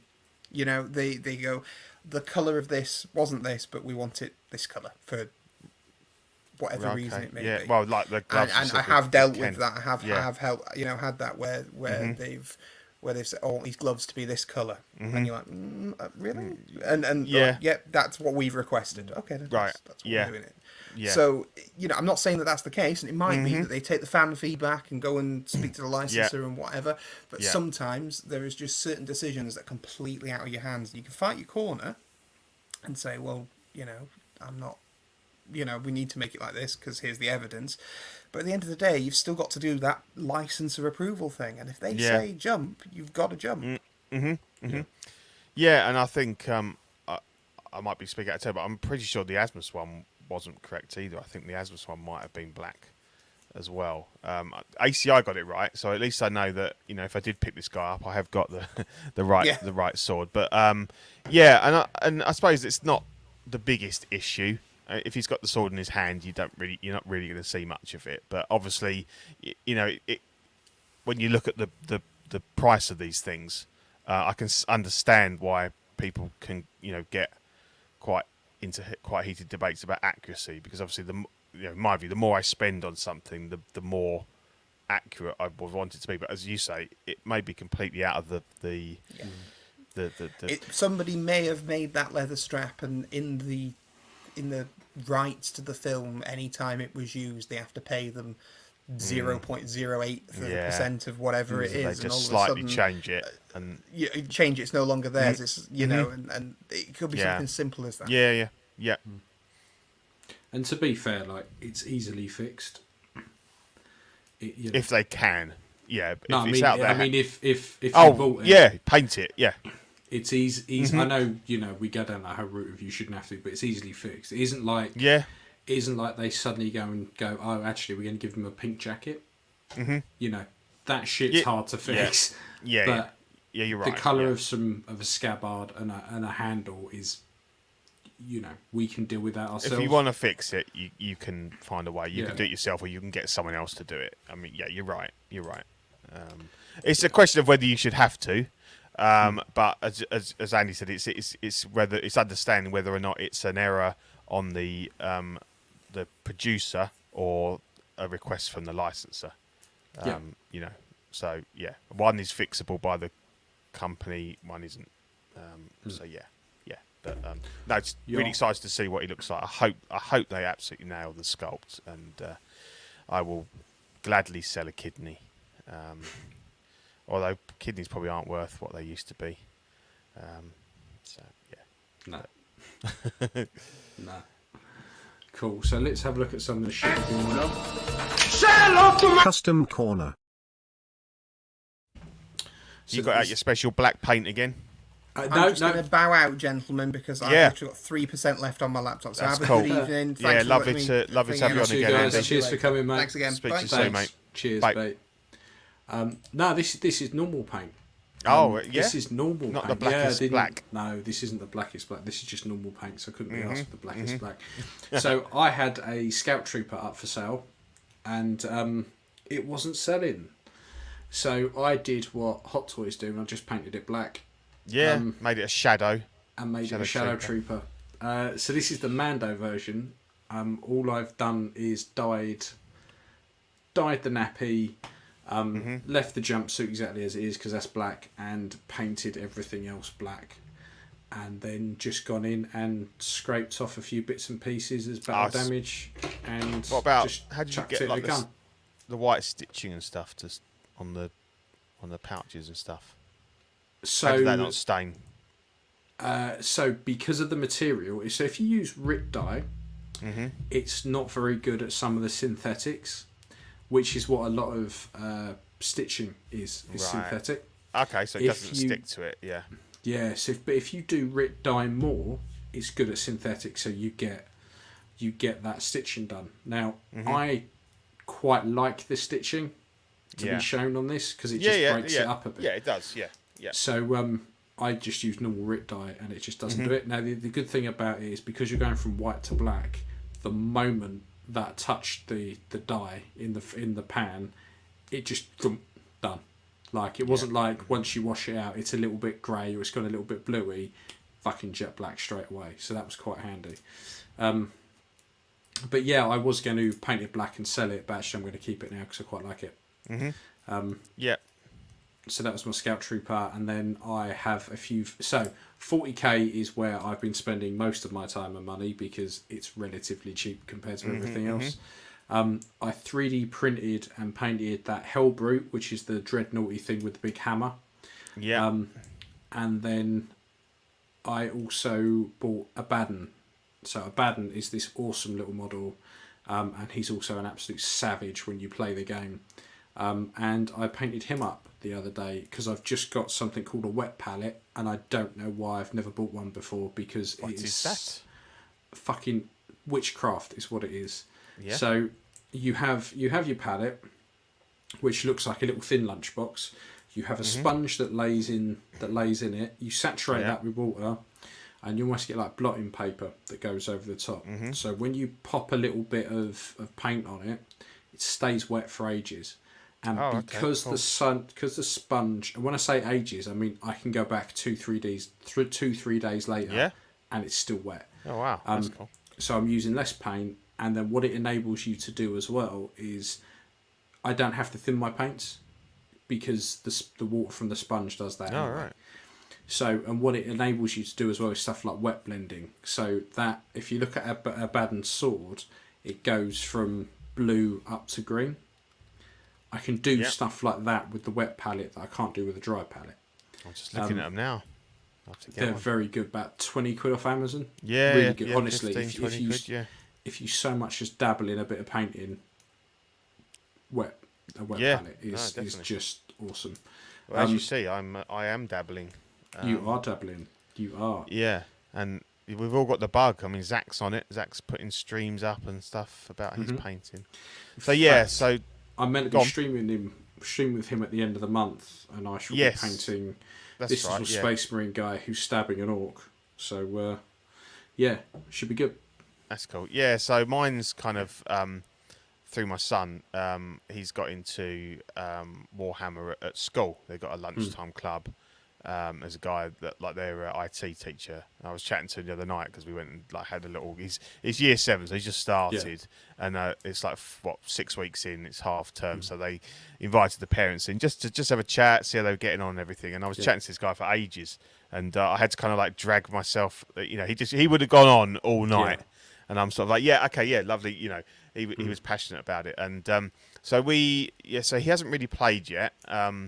That he's got some models. He's very into tanks, so we've got like the Bane blade and some different tanks and stuff. Yeah. But we thought, well, let's have a go at the game. So we bought the recruit pack, so you get the 6 Space Marines and a load of the Necrons.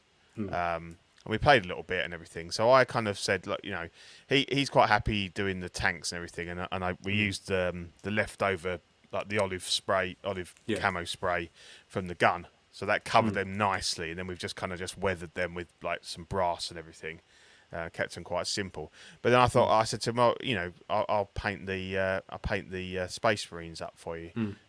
So yeah, I've really enjoyed it, to be honest. It's been really cool, and I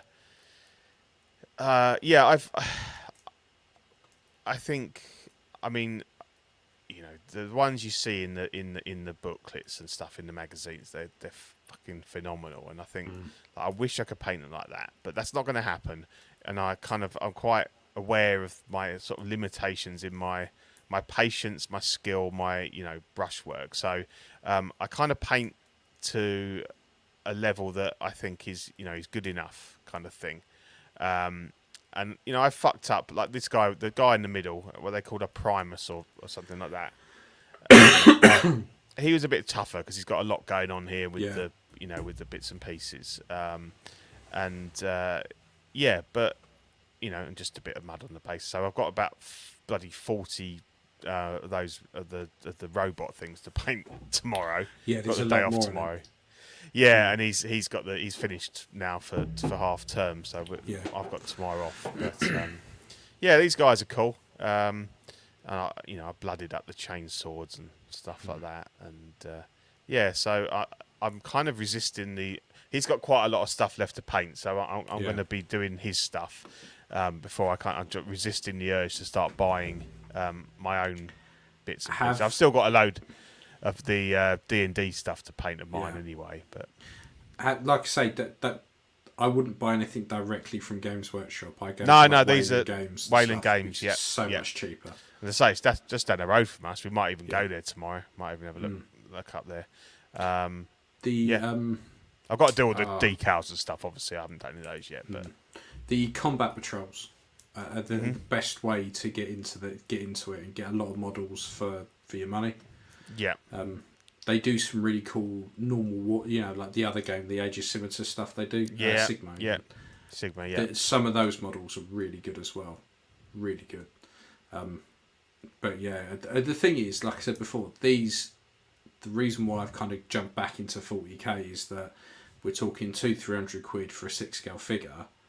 I can get a whole box, a 500 point army for like 60-70 quid. Yeah.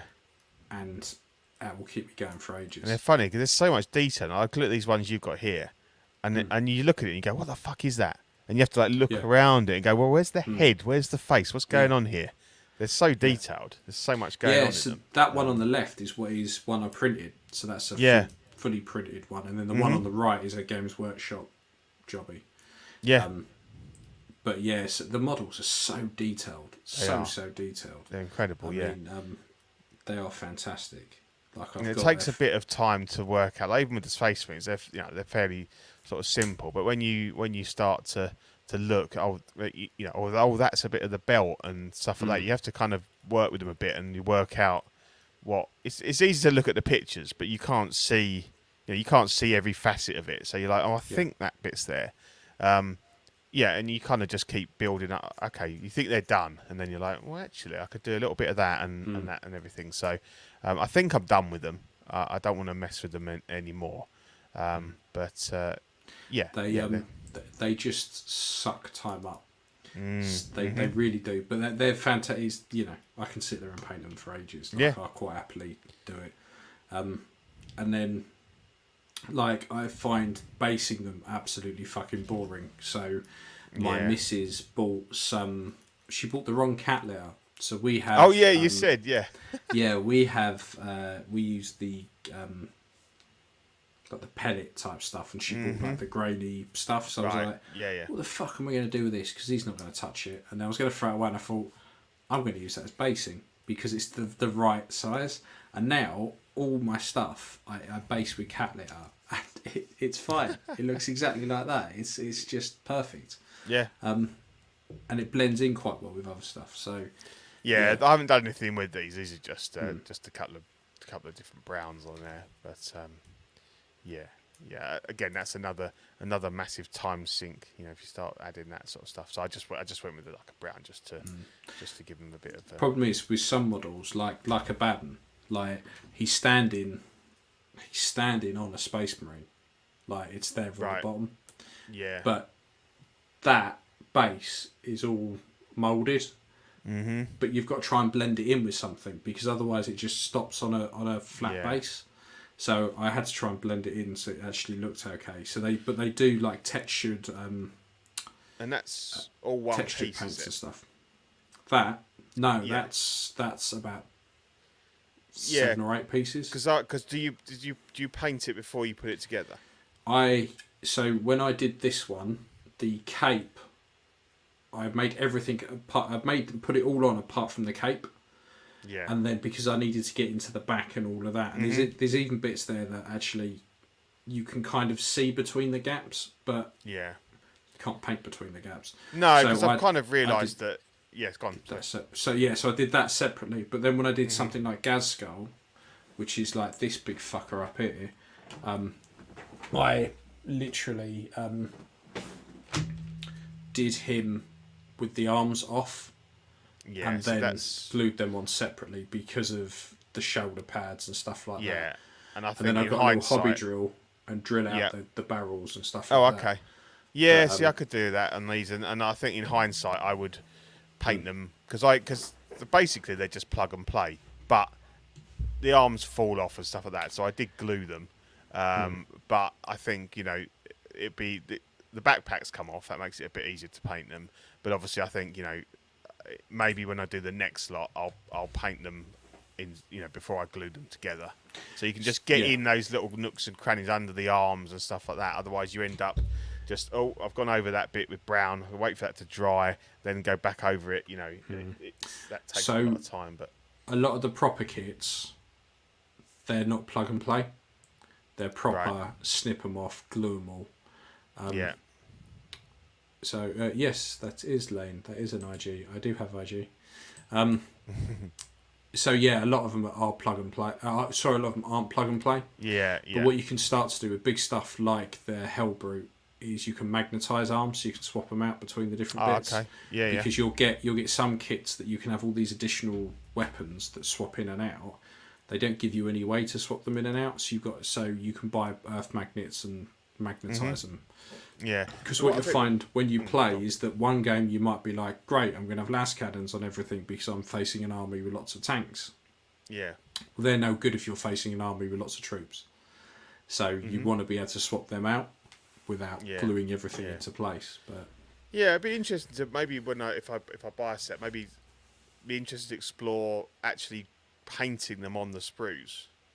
You know, because it's an easy thing to rotate yeah, around and hold. it's not a great idea No. because you do it. But what you'll do is you'll paint it all on the sprue, and then you'll go in and nip. And when you nip it all off of the sprue, you've then got all these bits Yeah. that you've got to go back in and touch You've up. got to paint them. Yeah. But it's not like you're painting everything just in one block colour. No. You're doing lots of layering and stuff like that, so it never blends back in. Yeah. Yeah. Yeah. But no, it's good fun. I've enjoyed it, and yeah. So we're full on with the Necrons tomorrow, I think. The Necrons are a piece of piss. Spray them black, fucking dry brush them some silver. They're practically job done. Like You just need to get that easy like to paint. the green stuff into their Gauss guns, or whatever they call them. They have like that green rod light up that goes stuff, in don't there. they? Yeah. So yeah. But yeah, so we all seem to be getting into Warhammer now. Yeah, that'd be the next one. Yeah, like I said, I bought the model of the Black Templar guy stabbing the orc, so I will have that to paint. But it just means I have an orc on a stick that I need to paint. So Yeah, and I've got my D&D stuff to paint, but I've been sort of constantly doing his stuff for him. And I've got the ones you printed for me as well. I haven't got round to yet. I'm looking forward to doing those as well. I think I enjoy the 40k stuff more just because it's slightly bigger. Yeah.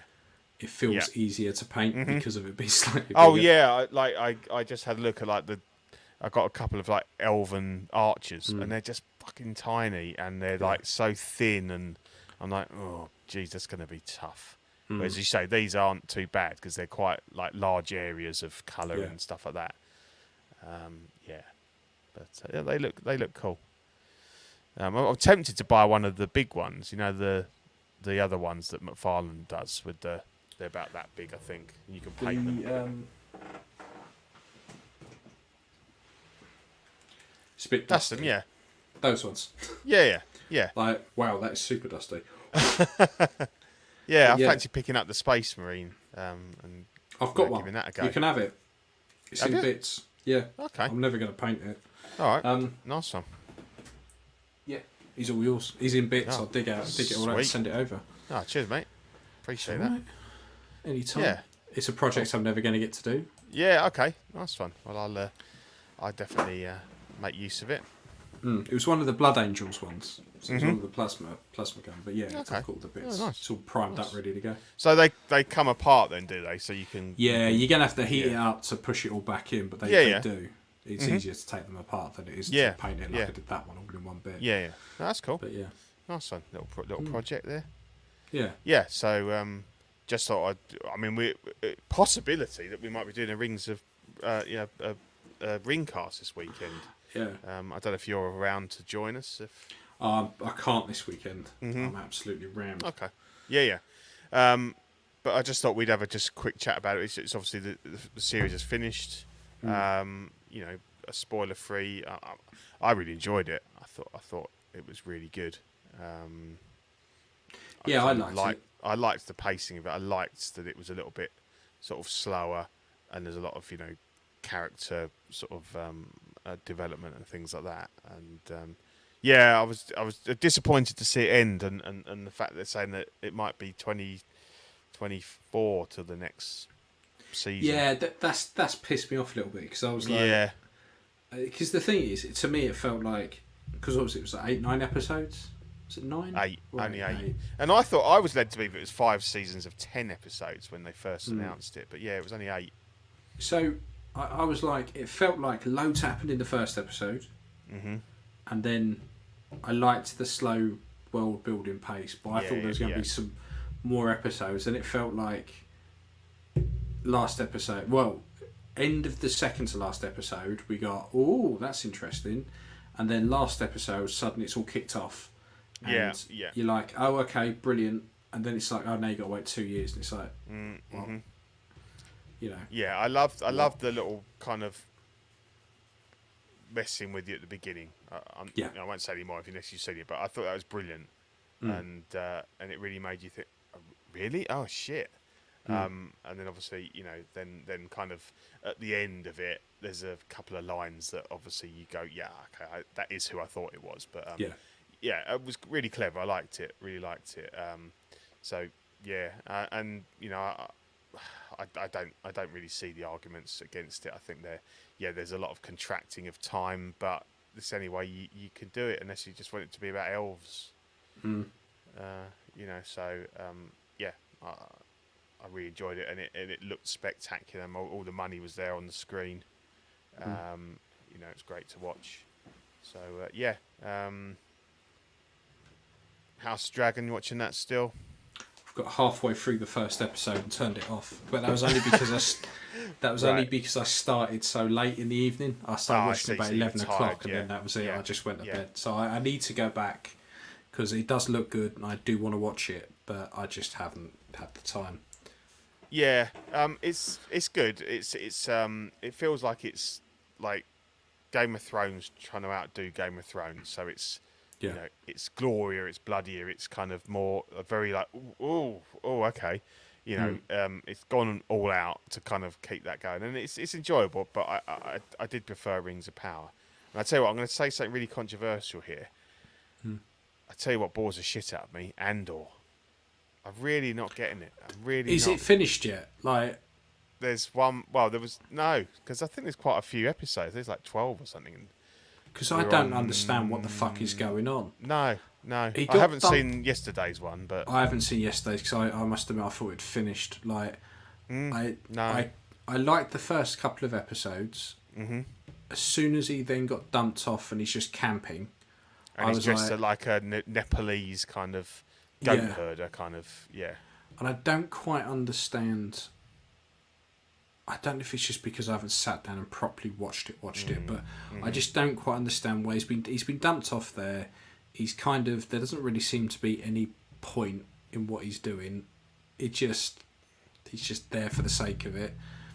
They've done what they've done, and they've now escaped. Yeah. And I don't know how this, because I get the impression they're kind of gearing up as this is the spark that started the rebellion proper. But I'm like, I don't get it. I don't understand. It just doesn't seem. It's just not. I mean, don't get me wrong. The last episode I watched was quite good, where they pulled off a heist. Yeah, with the TIE fighters and everyone got the excitement up that we might see a Hot Toys TIE fighter. That would be good. That would be that'd be worth it if they start announcing figures. It is slow burn. It is a very slow burn. It's just not for me. I know people like Andre saying it's amazing, and I know Shane loves it, but it's not for me. I've never really cared for the character. I don't he's not. He's very forgettable in Rogue One. I think it's all about Jyn Erso and other characters. So I'm watching it because it's Star Wars, and there's cool bits in it, but I am a little bit bored with it, to be honest. But I will carry on. I'll persevere and I'll see how I get on. But because there's a new thing starting on Amazon, isn't there? In place of Rings of Power, which is the thing with Chloe Moretz. What is it? It's just like an Inception sort of. Perception or something. Something. Peripheral. Like Peripheral. It looks alright. I might give that a go. I've got so much to watch. Just can't keep up with it all. Yeah. Going to see Black Adam on Saturday. So. That'd be good. It's not getting great reviews, but I don't care. I love Dwayne.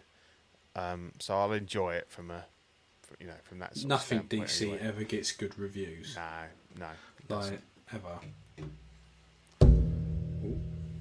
There we go. That's the noise. What did you do? What happened there? I moved my mic by accident. Yeah. That's what I keep hearing. That's what I keep hearing all the time. That's the first time I've touched it, unless I'm vibrating it somewhere else. Yeah.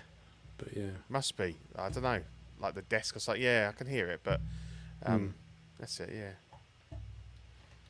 Yep. So that's it. That's it for the content. Let's do a quick run through of the beautiful Patreonies. We've got Sean Fear, Ian Seaby, René Mendes, Eric Mariscal, Quinn Aguirre, King Louis, Mark Pearson, Paul Schreiber, James Colley, Equant, Chris Valencerina, Ben Thomas, Chris Leddy, David Jones, Sam Gist, Daminator, Joel Brader, Thomas Clark, Dan Lee, Denny Martin, Stephen Krepp, Big Fern, King Zach, Caesar American, Mark Phillips, Lisa Martin Momonsky, Rick De Gregorio, John the Everyday Collector, Ricardo Valdez, Jose CZ, Erwin Asusina, The Illustrious Rainer, Alid Morgan, Sukathri Wah, Derek Bezadzinski, Ares Portillo, Pablo Meza, Carlos Saavedra, Matt Clevenger, Seth Tucker, CC3PO, Scott Smith, Don Maton, Jimmy James, Stephen Purchase, Sean Yauchi, Scott Bradley, Stephen Maria Stanley, Eddie Manzanares, Louis Bennett, Chip Perrin, Jimmy Hernandez, Gigi the Judgmental, and Brenton Palmer. Bow, bow, bow, bow, bow. Yep, if you would like to join the Patreon, we've got Sweet Angel at $5 per month. You get a sticker sent straight to your door, as well as access to Ox After Dark replay. Certified Crispy is $15 a month, gets you an official Certified Crispy certificate, as well as the benefits of the previous tier. And the What a Guy is $25 a month, gets you the exclusive POG Deluxe set on first pledge, and doubles all the stickers we send, so you can give them out to your friends and family. It's great. My mate Mark, who's an avid listener, he's got a little bit in his shed. And he's got like the different sticks. He's got the Dog's Bollocks one, the first one we did, and the original logo, and then the OFAC one. And he's a proper little fanboy. I love it. Yeah. he's responsible for a lot of the South End on the Sea viewings and listings that Zach talked about. Yeah. So South End on the Sea. I love it. So yeah, we've got a couple of cool stickers for October. You get the John Does Anybody Work sticker, and the Halloween Dean sticker. That's cool. They're pretty cool. So yeah, if you sign up this month, you'll get those. Be some new stickers next month. We also have YouTube channel members. We've got Mojo Z78, Absolute Irwin, DK Avenger 702, OMFG, Rick S Beam, Andres IB, Daminator, Sam Gist, Thomas Clark, Benjamin Hanson, Chris V, Big Old Fern, OG Fan, Mark Pearson, Ben Thomas, Paul Schreiber, Andrew Gibo, CC3PO, Carlito, CT603. He's on there twice. I picked the wrong slide, even though I pointed out to Zach he was on there twice. Eddie Mendes, Sear Dreams, Jay Sear, B Chan, and CT603. Damn. If you want to join the YouTube member, if you're a Patreon, it's only 99 cents a month. You get loyalty badges, emojis, and member shout-outs. If you're not a Patreon, you still want to join the YouTube membership, you can join the Peanut Gallery at $2.99, and you get all the perks of the previous tier. We have TeePublic. We have collecting weekly T-shirts. Get on there if you want some swag. Want to look like the coolest kids on the street. We're there. We've got you covered. Yeah, and then I shall let you take us through the network, and I shall drop a few links to those various things. So, this is us. OFAC is the savage rammer of the CW. Yeah. Family. Oh, suits you, sir. I like that. We can get that on a sticker. Yeah. So we have Collecting Weekly Live, which is every week, oddly enough, as the title suggests. After Dark, which cannot be shown in any kind of daylight. We got Collecting Weekly Live Unboxing. They will unbox anything. I think it was a pack of cereal the other day. That was quite interesting. OFAC, The Jewel in the Crown, us, the reason why we're all here. The Savage Rammers. The Savage Rammers, the reason why the network goes from strength to strength. We got Bricks and Brews, because grown men playing with Lego is always arousing. We've got Collectors Club, which is a club full of collectors, oddly enough. Small Talk, which is the smaller side of life, the little tiny scale. Yep. As we say every time, I don't know how they keep up with it all. The Ringcast, which is on only when a hobbit manages to take a ring all the way to Mordor and throw it into a volcano. Maybe this Saturday, who knows? Depends how pissed he is. Live and Let Dice, which is what up until we all got into Warhammer was the nerdiest thing on the network. Actually, yeah. it's probably one of the coolest things now.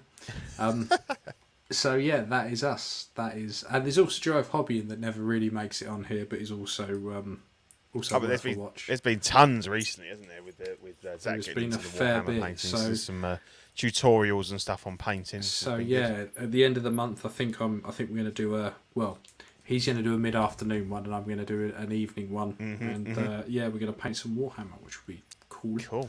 Yeah. Well, I say it's cool. It's not cool. It's incredibly nerdy, but we find it interesting. Yeah. Exactly. So yeah, that's us. That is the network. Enjoy. Nice one. We've got Collect Drinking Clips. Check them out if you want to laugh. Or not. No pressure. Yeah, exactly. Yeah. It's your choice. Yeah. There's no pressure. Yeah. Yeah, no pressure. Yeah. Cool. Well, nice one, mate. Cool. That's it. That's what us. we are episode 80 next time. We're steaming towards the Heading big to the 100. Yeah, I know. It's cool. If I'm honest, I'm amazed we've done 80. Like, Yeah. I thought we would have got bored of this shit ages ago. No. Definitely No. not. I mean, we're good hitting nearly thing 3 is- hours again. As we transit out of 6 scale, we're just going into Warhammer, and then we carry on Yeah. doing it with that. Yeah, exactly. Yeah. It'll just Exactly. it just evolve. It'll just evolve. We'll be going for years. Yeah. Right. Right. It's 11:30. I want to go to bed now. I'm tired. Yeah. Some of us aren't. Some of us don't get to lay around all day tomorrow, Peter. Some of us have got to go to Yeah. work. Don't even lay Albeit- around. He'll have me up at bloody 6 Yeah. o'clock in the morning, going right. I want to paint. Albeit my boy's off too, so when I'm working from home, so it'll be chucking crisps into the front room at him while I try and answer emails. Love which it. is always fun. Yeah. Right. I will see you next Yep. time. Take care. Catch all. you later, everyone. Cheers. Good night. Mate. Cheers.